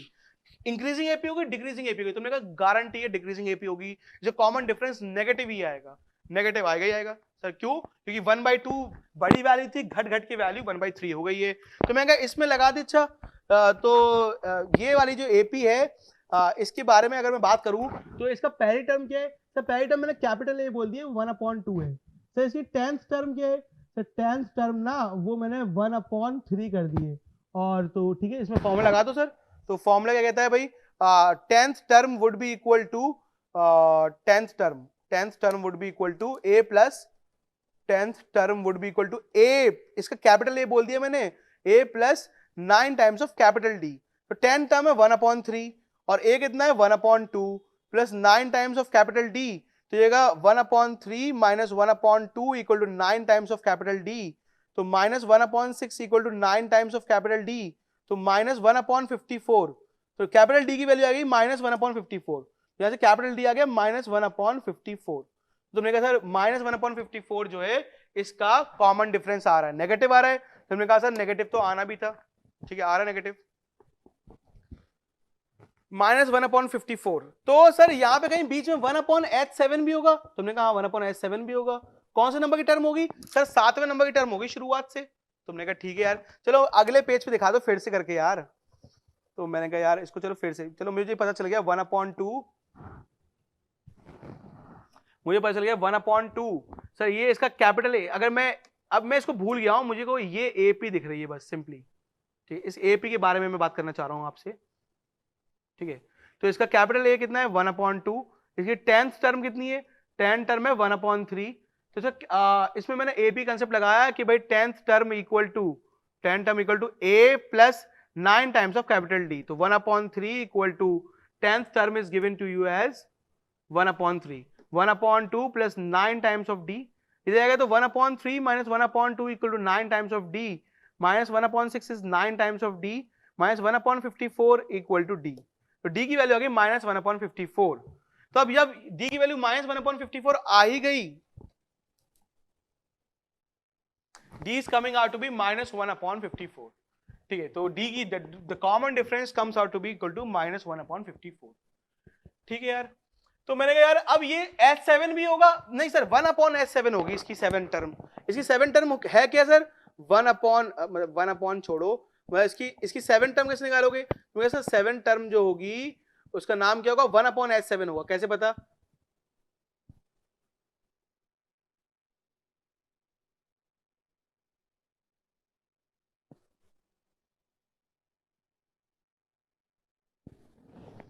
ठीक है, तो इसकी अगर आप 7 टर्म निकालेंगे तो खुद देख लीजिए पीछे, what's AP is given to you. कौन सी कैसी एपी दे रखी है आपको? देखिए जरा सा,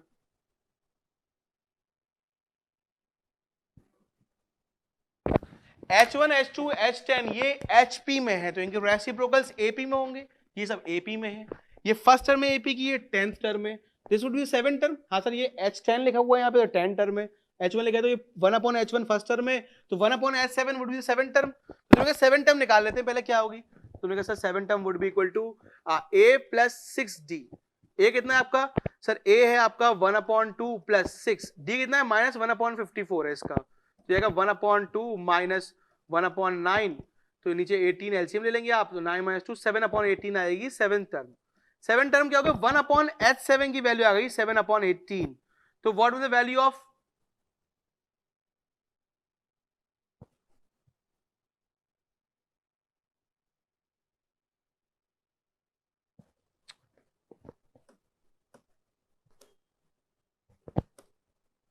आई एम सॉरी। ठीक है, तो यहां से H7 कितना आएगा सर? आएगा 18/7। ठीक है, अब मेरे पास दोनों आ गए। हाँ सर, A4 भी आ गया, H7 भी आ गया। तो तुमने कहा सर अभी A4 तो आप पहले निकाल चुके थे 7/3, और H7 कितना आ रहा है सर? H7 A4 तो आया था आपका 7/3, 7/3। H7 कितना आ रहा है देखो पीछे सर, H7 आ रहा है 1/H7 निकला था आपका, फिर रेसिप्रोकल ले लो तो 18/7 आ गया। It comes out to be 18/7, 18/7, 7 7 गया, सो आंसर इज 6। इसका आंसर आ गया 6। The product is S6, A4 into S7 is 6। लेकिन सर आप यहाँ पे इंपॉर्टेंट बात क्या बताने जा रहे हो? तो मैं मैं इंपॉर्टेंट बात ये समझाना चाहता हूँ आपको यहाँ पे कि अगर कोई A1, A2, A3, A4, A5, एक इंपॉर्टेंट कंसेप्ट है इसका AP का, AP और HP का, A8, A9 और A10, और ये H1, H2, H3, H4, H5, up to H8, H9, H10। तुमने कहा अगर इनकी वैल्यू सेम दे रखी हो, कभी ये वाली सीक्वेंस AP में हो और ये वाली सीक्वेंस हार्मोनिक प्रोग्रेशन में हो, इनकी वैल्यूज अगर सेम दे रखी हो, और कितनी दे रखी है? तो इसकी वैल्यू 2 दे रखी है और इसकी वैल्यू क्या दे रखी है? 3 दे रखी है। जब कभी भी ऐसा होगा तो इनका प्रोडक्ट कैसे करके सर? A2 और H9, इनका प्रोडक्ट मतलब A2 और H9,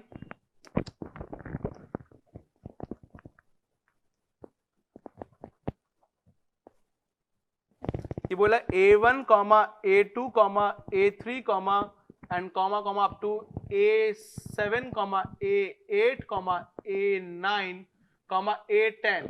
अगर ये कोई AP दे रखी है और यहाँ पे दे रखा है H1, H2, H3 and so on, H7, H8, H9, H10, अगर ये चीज आपस में इक्वल दे रखी है, ऊपर वाली एपी है, ऊपर वाली एपी है और नीचे वाली अगर एचपी दे रखी है और इसकी वैल्यू आपस में इक्वल है, तभी ऐसा बात हो पाएगी।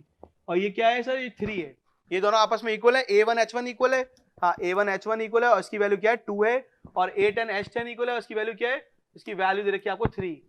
तो हमेशा A2 और H9 का प्रोडक्ट, A2 को H9 से मल्टीप्लाई करोगे, ठीक है, ऐसी A3 को H8 से मल्टीप्लाई करोगे, तो ऐसी A2 into H9 would be same as A3 into H8 would be same as A4 into H7 would be same as A5। इधर से आप टर्म ले रहे हो एपी की, इधर से टर्म ले रहे हो आप, इधर से स्टार्टिंग से एपी की ले रहे हो और एंडिंग से किसकी ले रहे हो, हार्मोनिक प्रोग्रेशन एचपी की टर्म ले रहे हो। ठीक, तो H9 और A2 इनके प्रोडक्ट सब इक्वल होंगे। A3 H8 का प्रोडक्ट भी क्या होगा, A3 H8, A4 H7, A5 H6, ठीक है, A4 और क्या होगा, A4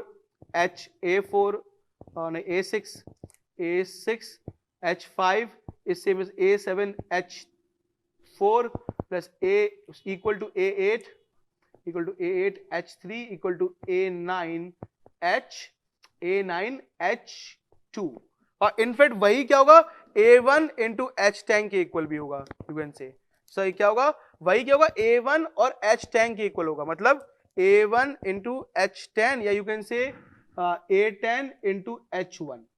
ठीक है भाई, क्या हो रहा है सर, इनका ये यानी कि इनका cross multiply A1 into H10 would be same as A2 into H9, A1 into H10 would be same as A2 into H9 would be same as A3 into H8 और would be same as, इनको multiply करने के बाद same आएगी value, ठीक है, A10 into H1 एक ही बात है, A10 into H1 कर ले, क्या आएगी 6 आएगी, हाँ सर 6 आ रही है, वैसे भी 6 आ रही है, तो A4 into H7 भी क्या होगा 6 ही होगा। इनफैक्ट अगर मैं दिखाऊं तुमसे, तो अगर ये कब होता है कि अगर ऊपर वाली सीक्वेंस एपी में, नीचे वाली सीक्वेंस हार्मोनिक प्रोग्रेशन में है और ये वैल्यूज दे रखी है 2, ये वैल्यूज दे रखी है 3, ठीक है, ये 3 दे रखी है दोनों वैल्यूज, वो दोनों वैल्यूज 2 दे रखी है, ठीक है, दोनों वैल्यूज इक्वल हैं, हाँ दोनों वैल्यूज इक्वल हैं, इसकी दोनों 2 है, इसकी भी 3 है, ठीक है, अगर तो क्या होगा A1 को H10 से मल्टीप्लाई करो तो वही बात आएगी, A2 को H9 से मल्टीप्लाई करो तो वही बात आएगी, तो सर हमेशा बात क्या आएगी 6 ही आएगी। तो तुमने कहा सर इसको प्रूव करके दिखाओ, तो मैं कहा चलो A3 और H8 निकाल के देखते हैं पिछले वाले में। तो पिछले वाले में अगर मैं A3 निकालूं तो यहां से A3 कैसे आएगी, A3 आएगी A प्लस 2D, A कितना है सर 2 है, 2D कितना है, अब D 1/9 है, तो कितने आ रही है A3 comes out to be 2 plus 2/9, 9 to the 18, 20/9 आ रही है सर, 20/9।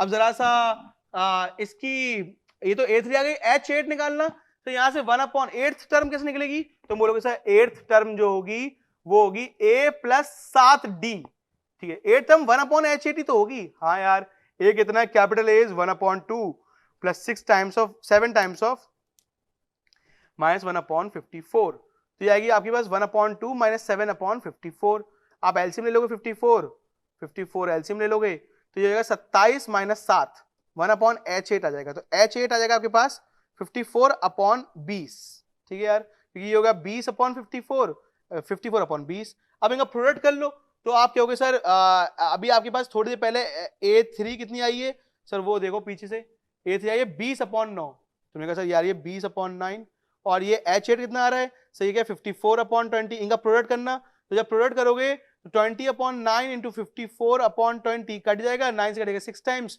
क्या 6 ही आ रहा है, तुमने कहा था 6 ही तो आ रहा है, तो इसका मतलब कल को वो पूछ ले तो ये सब इक्वल होते हैं, तुमने कहा से सब इक्वल होते हैं, A3 H8 A4 H7, ठीक है, इन सबको मल्टीप्लाई करो तो that would be same and would be same as A1 into H10। तो कल को एक सवाल आएगा, तो सिंपली अगर यहाँ पे कुछ भी पूछा हो कल को कुछ और, तो सिंपली आप A1 को H10 से मल्टीप्लाई कर देंगे, 3 to the 6, that would B the answer. कल को यहाँ पे अगर 20 लिखा हो, यहाँ पे 30 लिखा हो, तो what is the value of A3 into H8, तो आप बोलोगे A3 H8 का प्रोडक्ट वही होगा जो इनका प्रोडक्ट होगा, 20 into 30 that is 600। तो this was the question which was asked in 90 JEE 1998, ठीक है, उसके बाद ये और भी कॉम्पिटिशन में आ चुका है, तो आप इसको लिख लीजिए, इंपॉर्टेंट है, कंसेप्ट था हमने देख लिया। अब now this was a question on summation again, this was a question asked in JEE advance 2013, ठीक है, ये multiple correct answer type question है, multiple correct answer type question, answer type question. ठीक है भाई, देखते हैं क्या कहना चाह रहा है ये कहना चाह रहा है Sn is given to you as summation k equal to 1 से लेकर के 4n तक माइनस 1 की power k into k plus 1 upon 2 times of k square.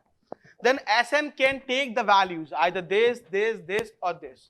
ठीक है, तो मैं कहा यार Sn में जो समेशन है, समेशन का वेरिएबल है k, तो पहले k की वैल्यू 1 डालते हैं। ठीक है, k की वैल्यू 1 से लेकर के कहां तक जा रही है, 4n तक जा रही है। तो मैं कहा यार ये मल्टीपल ऑफ 4 तक जा रही है, तो 4 के पैकेट्स ले लेते हैं पहले, मतलब पहले 1 डालते हैं, 1 डालो तो क्या आएगा, माइनस 1 की पावर 1 इंटू समेशन में इसकी वैल्यू 1 डालोगे, that would comes out to be minus 1 की पावर k की वैल्यू 1 है, 1 into 1 plus 2 1 plus 1 1 into 2 upon 2 into 1 का स्क्वायर। ठीक है, अब समेशन का मतलब क्या होता है, प्लस साइन। अब k की जगह पे क्या डालोगे, 2 डालोगे, 2 इंटू 3 अपॉन 2 और 2 का स्क्वायर। समेशन मतलब प्लस साइन, अब k की जगह पे 3 डालोगे तो minus 1 into 3 plus 1 upon 2 into 3 का स्क्वायर। अब k की जगह पे 4 डालोगे तो माइनस 1 की पावर 4 इंटू 5 अपॉन 2 और 4 का स्क्वायर। ठीक है, एंड सो ऑन करके वैल्यूज लिखते रहेंगे। तो देखते हैं क्या हो रहा है। तो अच्छा चलो और भी डालो, 5 डालो अब k की वैल्यू, तो माइनस 1 की पावर 5 इंटू 5 प्लस 1 6 अपॉन 2 5 का स्क्वायर। ठीक है, अब k जहां लिखा था वहां 6 डालोगे तो माइनस 1 की power 6 into 7 upon 2 into 6 square. फिर अब 7 डालो, माइनस 1 की पावर k की वैल्यू 7 डालोगे तो ये जगह माइनस 1 की पावर में 7 इंटू 8 अपॉन 2 इंटू 7 का स्क्वायर। फिर 8 डाल दो, माइनस 1 की पावर में 8 इंटू 9 अपॉन 2 इंटू 8 का स्क्वायर। अरे कहां तक डालू यार मैं, तो मैं कहा ठीक है यार, मैं जानबूझ के ना 2 पैकेट ले लिए मैंने 4 के, क्योंकि 1 से लेकर 4n तक दे रखा था, 4 का मल्टीपल तो दे रखा था, तो मैंने एक बार k की वैल्यू 1 2 k की वैल्यू 1 k की वैल्यू 1 k की वैल्यू 2 k की वैल्यू 3 k की वैल्यू 4 डाल दी। एक बार 5 6 7 और 8 डाल के देख लिए, पैटर्न ऑब्जर्व करना चाह रहा हूं मैं। तो मैं कहा यार देखो ये 2 से तो ये 2 गया, ये 2 से 2 गया, ये 2 से गया 2 टाइम्स, ये 2 से गया 2 टाइम्स, ये 2 से गया 3 टाइम्स, ये 2 से गया 3 टाइम्स, ये 2 से गया 4 टाइम्स, 2 से गया 4 times. What I am observing sir, पहली जो टर्म लिखी हुई है क्योंकि ये Sn है, हाँ सर अब आपने समेशन को खोल लिया है। ठीक है, तो ये क्या है सर, ये माइनस 1 की पावर ऑड लिखा हुआ है, हाँ सर माइनस 1 की पावर ऑड, तो that is negative, negative 1 square लिखा हुआ है, नेगेटिव 1 स्क्वायर। ठीक है, ये माइनस 1 की पावर अगेन ऑड लिखा हुआ है, तो नेगेटिव 2 स्क्वायर लिखा हुआ है, नेगेटिव 2 स्क्वायर। फिर प्लस माइनस 1 की पावर ये इवन लिखा हुआ है, दैट इज पॉजिटिव, तो ये क्या हुआ 3 स्क्वायर प्लस 4 स्क्वायर। तो व्हाट आई एम ऑब्जर्विंग, ऐसी मैंने इनको ऑब्जर्व करा, तो I am observing this thing. क्या ऑब्जर्व कर रहा हूं भाई मैं, सर मैं ऑब्जर्व कर रहा हूं, अभी तो मैंने सिर्फ नीचे वाली लिमिट डाली, लोअर लिमिट डाली है 1 2 3 4 5 6 7 8 तक डाली सर, अभी ये अपर लिमिट तो डाली ही नहीं है मैंने। तो मैं ऑब्जर्व क्या कर रहा हूं सर, 2 नेगेटिव आ रहे हैं और 2 positive, 2 negative 2 positive, 2 negative 2 positive. एक बात तो मैं ये ऑब्जर्व कर रहा हूं, ये पैटर्न आ रहा है। सर दूसरी बात देखूं मैं 4 के पैकेट्स देखूं, 4 का पैकेट्स क्यों देख रहे हो भाई सर, क्योंकि यहाँ पे 1 से लेकर 4n तक दे रखा है, तो जो बात पहले 4 के पैकेट में हो रही है वही बात दूसरे 4 के पैकेट में हो रही है। सर ये लिखा हुआ है 4 का मल्टीपल है, 4 1 जा 4, तो ये पॉजिटिव आ रहा है, मतलब 4 का जो मल्टीपल होगा वो पॉजिटिव आएगा। सर ये ऐसा लग रहा है कि 4 का मल्टीपल है -1, 4 इंटू 1 -1, 4 1 जा 4 -1 वाला है, ये 4n -2 वाला है। सर ये 4n -3 है, खुद देख लो यार, n की वैल्यू अगर मैं 1 ले लूं तो ये 4n है, हाँ सर 4n, n की वैल्यू अगर मैं 1 ले लूं तो ये 4n है, ये 4n -1 है, ये 4n -2 है, ये 4n -3 है। तो मेरे पता चल गया कि 4n वाला यहाँ 4n है, एंड 4n भी आएगा, पिछला वाला 4n -1 भी आएगा, 4n -2 भी आएगा, 4n -3 भी आएगा। तो 4n वाला जो इनके स्क्वायर्स हो रहा होगा सर, हाँ यही तो मैंने ऑब्जर्व किया है। तो जब मैं 4n स्क्वायर डालूंगा, मतलब 4n -3 पड़ेगा पहले, फिर -2 पड़ेगा, फिर 4n -1, फिर 4n भी पड़ेगा इसके अंदर। ठीक है, तो सर ये वैल्यू आ रही होगी। व्हाट आई एम ऑब्जर्विंग, सो जो 4n वाला है और 4n -1 वाला है, 4n और 4n -1, तो ये दोनों पॉजिटिव आ रहे हैं। तो तुम कैसा, ये दोनों पॉजिटिव आएंगे, ये दोनों पॉजिटिव आएंगे और ये दोनों के दोनों नेगेटिव आएंगे। This is what I have observed so far. ठीक है भाई, तो मैंने इसको लिख लिया। सर ये कहानी आ रही है, सर ये 4 का मल्टीपल है, हाँ सर 4 2 8 होता है, ये 4n वाला है तो पॉजिटिव है, तो 4n वाला क्या आएगा पॉजिटिव। फिर ये 4n -1 है, हाँ 4 2 8 -1, तो 4n -1 वाला है तो ये भी पॉजिटिव आएगा। फिर ये 4 2 8 -2, हाँ 4n 2 वाला नेगेटिव आ रहा है, 4n -2 वाला नेगेटिव आ रहा है, तो ये क्या नेगेटिव है। 4n-3 वाला भी क्या है, नेगेटिव है। तो मैंने 4 के पैकेट्स लेकर के ये ऑब्जर्व कर लिया कि पॉजिटिव नेगेटिव क्या होगा। तो सर 2 नेगेटिव, एंड के 2 ये पॉजिटिव आ रहे हैं, उससे पहले वाले 2 क्या आएंगे, नेगेटिव आएंगे। तो मैं कहा ठीक है यार, अब कैसे सॉल्व करूं, क्या मैं पॉजिटिव वाले को अलग कर लूं या नेगेटिव वाले को अलग कर लूं। तो मैं कहा नहीं यार, उससे कोई फायदा नहीं है। ठीक, तो करूं क्या फिर मैं यार। तो मैं कहा मैंने इवन और ऑड को अलग कर लिया, मतलब अगर मैं इसको सॉल्व करूंगा, इसको सॉल्व करूंगा तो ए स्क्वायर माइनस बी स्क्वायर लग जाएगा, ऑड्स अलग इवन नीचे ले लिए। भाई ये दोनों ऑड होते हैं, ये तो बचपन क्लास 10 से जा रहा हूं कि 4n-1 और 4n-3 वाले ऑड होते हैं। ठीक है, a = b³ + r, उससे, और ये दोनों क्या है, इवन है। हाँ सर, ये इवन नंबर है, इसमें भी 2 से डिवाइड हो जाएगा, तो ये भी इवन है। तो इवन वालों को एक साथ कर लो और ऑड वालों को एक साथ कर लो। तो अगले पेज पे मैंने क्या करा, इवन वालों को एक साथ कर लिया, SN = ऑड वालों को पहले एक साथ कर ले, 3 का स्क्वायर माइनस 5 का स्क्वायर प्लस 7 का square and so on up to -4n-3 का होल स्क्वायर प्लस 4n-1 का होल स्क्वायर। ये तो आ गए भाई तुम्हारे ऑड वाले। ठीक है, इवन वाले क्या है भाई, वो है -2 square plus 4 square minus 6 square plus 8 square. ठीक है, and so on up to, सही होगा -4n-2 का होल स्क्वायर और प्लस 4n का होल स्क्वायर। ठीक है यार, तो मैंने कहा यार अब इनमें a square minus b square लगा दे यार। तो sir a square minus b square का मैं क्या करूंगा, a माइनस बी कितना होगा, 3 माइनस बी, और मतलब मैंने कहा इसको a माइनस बी तो 2 होगा, और a प्लस बी को मैंने ऐसे लिख दिया 1 + 3। ठीक है, ऐसे इसमें मैंने क्या करा, मतलब मैंने क्या इसमें अब a square minus b square लगा दूं। हाँ, 3 स्क्वायर माइनस 1 स्क्वायर, तो 3 square minus 1 square is 2, a minus b is 2, और a प्लस बी को मैंने ऐसे लिख दिया। अगर आप नहीं समझ पा रहे तो इसको एक बार एक स्टेप और लिख लो यार। वो स्टेप कहता है इसको ऐसे लिख ले यार, 3 square minus 1 square plus 7 square minus 5 square and so on up to, इसको लिख ले यार, इसको लिख ले 4n-1 का होल स्क्वायर माइनस 4n-3 का होल स्क्वायर प्लस, ऐसे इसको लिख ले 4 square minus 2 square plus 8 square minus 6 square and so on up to 4n का होल स्क्वायर माइनस 4n-2 का होल स्क्वायर। ठीक है भाई, इस फॉर्म लिख लिया मैंने इसको। तो क्या हो रहा है भाई, ये a square minus b square क्या होगा सर, आप बोलोगे a minus b that is 2, और a प्लस बी को मैंने ऐसे लिख दिया है, a minus b that is 2, 7 minus 5 that is 2, और a प्लस बी को मैंने 5 + 7 करके लिखा है। ऐसे a माइनस बी इज 2 और a प्लस बी करूंगा, इनका सम करूंगा 4n-3 और प्लस 4n-1, सम करूंगा नहीं, बस लिख दूंगा। याद रखना, पहले मैंने क्या 5 + 7 का सम करा है, कि मैंने 5 + 7 12 लिखा है, नहीं ना, तो बस ऐसी फॉर्म में लिख दूंगा। तो a माइनस बी करूंगा, बड़े में से छोटा जाएगा तो 2 बचेगा। ठीक है सर, और उसके बाद इनका सम को, बाकी छोटे को पहले लिखना है, 4n-3 छोटे वाले को पहले लिखना है, अरे यार छोटे वाले को पहले लिखना है, और बड़े वाले को बाद में लिख देना है। यही तो कर रहे हैं हम, हाँ ठीक है, यही तो कर रहे हैं। 1 + 3 ऐसे सिमिलरली यहां कर देना है। What is the value of 4 - 2, वो तो 2 होगा, और a प्लस बी ये हो जाएगा, a माइनस बी तो ये होगा 2, और a प्लस बी 6 + 8 लिख दोगे। ठीक है, and so on, a minus b कितना होगा 2। ये तो पैटर्न ऑब्जर्व भी कर रहा है, और आप क्या कह रहे हो सर, छोटे वाले को पहले लिख रहा हूं मैं और फिर बड़े वाले को लिख रहा हूं। ठीक है, तो अब मैं क्या ऑब्जर्व कर रहा हूं भाई, इन सब में 2 कॉमन ले ले, तो SN = 2 कॉमन लेगा, तो ये लिखा 1 + 3 + 5 + 7। अबे यार,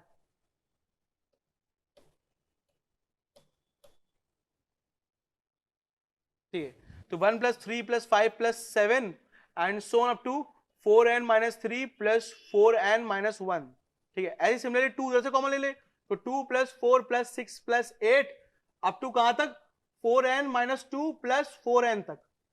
ठीक है यार, नंबर ऑफ टर्म्स तो बाद में देखता हूं, पहले मैंने कहा यार कि मैं 2 कॉमन ले लिया। अच्छा, इसमें से एक 2 और कॉमन ले लूं। अच्छा, जब इवन दे रखी होते हैं यहाँ पे, इवन, ये इवन नेचुरल नंबर्स दे रखी है, इनको 2 और एक और बाहर ले लोगे। ठीक है, तो 2 × 2 और 1 प्लस, अच्छा ये कितनी टर्म्स होंगी, तुमने कहा सर देखते हैं भी कितनी टर्म्स आएंगी, तो मैं कहा जितनी टर्म्स ये होंगी उतनी टर्म्स वो होंगी, क्योंकि बराबर स्प्लिट हुआ है सर। तो 1 + 2 + 3 + 4 + 2n-1 + 2n। तो मैं कहा यार ये 1 से लेकर के 2n लिखा हुआ है, तो 2n टर्म्स यहाँ पे है, तो 2n टर्म्स ही यहाँ पे है, ये भी 2n टर्म्स लिखी हुई है। ठीक, ये भी 2n टर्म्स है, ये भी 2n टर्म्स है। तो अच्छा, ये तो क्या लिखा हुआ है, sum of first 2n natural numbers. ठीक है, तो ये तो आप जानते ही हो यार कि sir sum of first 100 natural numbers क्या होता है, sum of first 1 + 2 + 1 + 2 + 3 + up to 100, sum first 100 consecutive natural number होता है 100 इंटू 101 अपॉन 2। ऐसे 1 plus 2 plus 3 plus up to n क्या होगा, वो n plus 1 upon 2। Similarly sum of first 2n consecutive natural number क्या होगा, 1 plus 2 plus 3 plus up to 2n, सब होगा 2n into 2n plus 1 upon 2। तो आप बोलोगे सर ये हो जाएगा सिंपली 2 इंटू 2 तो है ही, ये 2n into 2n plus 1 upon 2। तो ये तो आपने सॉल्व कर लिया है, 2 से 2 कट गया तो ये आ गया आपके पास प्लस 2 टू द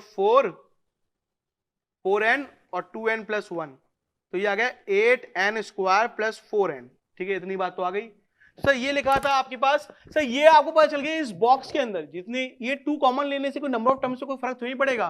तो यहाँ पर 2n टर्म्स है तो यहाँ 2n है, वहां भी 2n है, तो सर यहाँ पर सम कर दो कितना। सर ये AP लिखी है, हाँ सर AP लिखी है, कितनी टर्म्स है अभी आपने ऑब्जर्व किया, बराबर डिब्बे में 2n टर्म्स है, तो यहाँ पे कितनी होंगी 2n टर्म्स होंगी। 2n टर्म्स होंगी तो AP का फॉर्मूला जानते हो, सम of 2n terms 2n upon 2, पहली टर्म और आखिरी टर्म का सम। ठीक है यार, 1 से 1 कट जाएगा, 2 से 2 कट जाएगा, तो 2n इंटू 4n, तो ये आएगा आपके पास, ये आगे पास 8n स्क्वायर। तो तुमने कहा 8n स्क्वायर ये आ रहा है और 8n स्क्वायर, तो ये कितना आ गया 16n स्क्वायर प्लस 4n हो गया, या ये 4n कॉमन लोगे तो ये 4n प्लस 1 हो गया। तुमने कहा सर ये आ गया, तो आपका Sn क्या आ गया, तो Sn आ गया आपका, Sn आ गया 4n into 4n plus 1। Sir ऐसा लग रहा है आपका पूरा सॉल्व होने के बाद the Sn comes out to be equal to a multiple of 4 और मल्टीपल ऑफ 4 का सक्सेसर लिखा हुआ है आगे, उनका मल्टीपल आ रहा है। ठीक है, 4n और 4n प्लस 1। तुमने कहा इसको अलग सॉल्व करो, उसको अलग सॉल्व करो, इनको सॉल्व करो, 16n square plus 4n, 4n common ले लो, तो 4n इंटू 4n प्लस 1 का आ रहा है। तो मैं कहा ठीक है यार, अब देखता हूं कि then s can take the value. अब सवाल है s can take the value, तो मैं कहा अगर मैं n की वैल्यू 8 रखता हूं, 8, तो s 8 क्या होगा, sum of 8 terms, 4 into 8 into ये क्या हो जाएगा सर 33 हो जाएगा, 32, 4 इंटू 8 प्लस 1, तो ये लिखा होगा सर ये 8 रखोगे तो ये 32 इंटू 33। ठीक है, ऐसी s की वैल्यू 9, n की वैल्यू 9 रख लो, n की वैल्यू 9 रखोगे तो कितना आएगा, Sn है किस फॉर्म का, तो बोलो सर Sn जो है वो है 4n इंटू 4n प्लस 1 की फॉर्म का है, तो S9 हो जाएगा 9 4 36 इंटू 37। जान पूछे, मुझे तो पता है कि भाई S8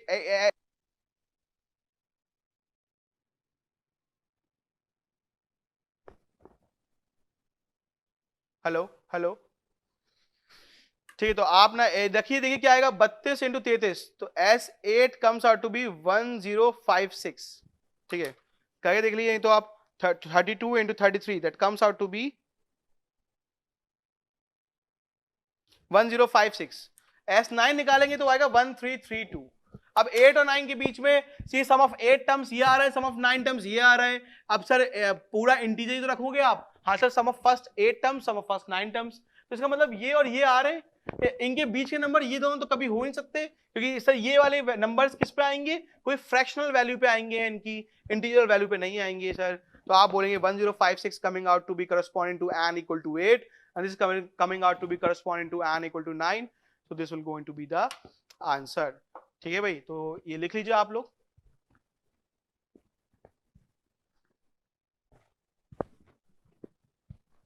पॉज करके भी लिख सकते हैं आप लोग, लिख लीजिए इसको।